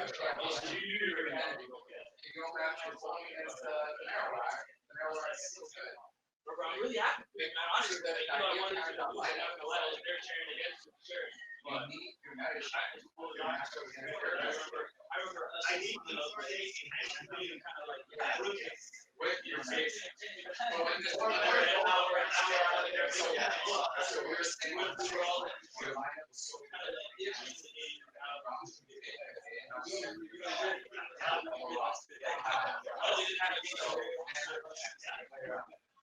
But then when you face the stadium, That's what I'm saying, sister. but not only that, you have to have a lineup that was like all three was good again. I think It was decent or the same against the game unders already you went. Even though it's in this way, but Yes, you are.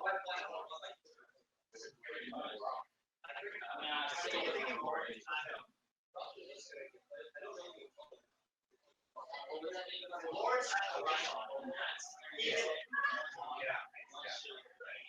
So I did my life as far as I can try whatever. Because I want to go with it. He doesn't really mention it. Because everyone feels like everyone did it. He brought me a quick one. You really didn't. He had pride in what I did. I can get rid of those titles. And then I have my promo against the main class and we I'll see you when you go over your promo.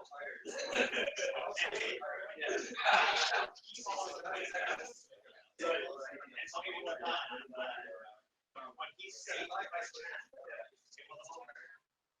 yeah, that was the game where he had the shot promo. Yeah, but then in the previous rounds, it was really strong.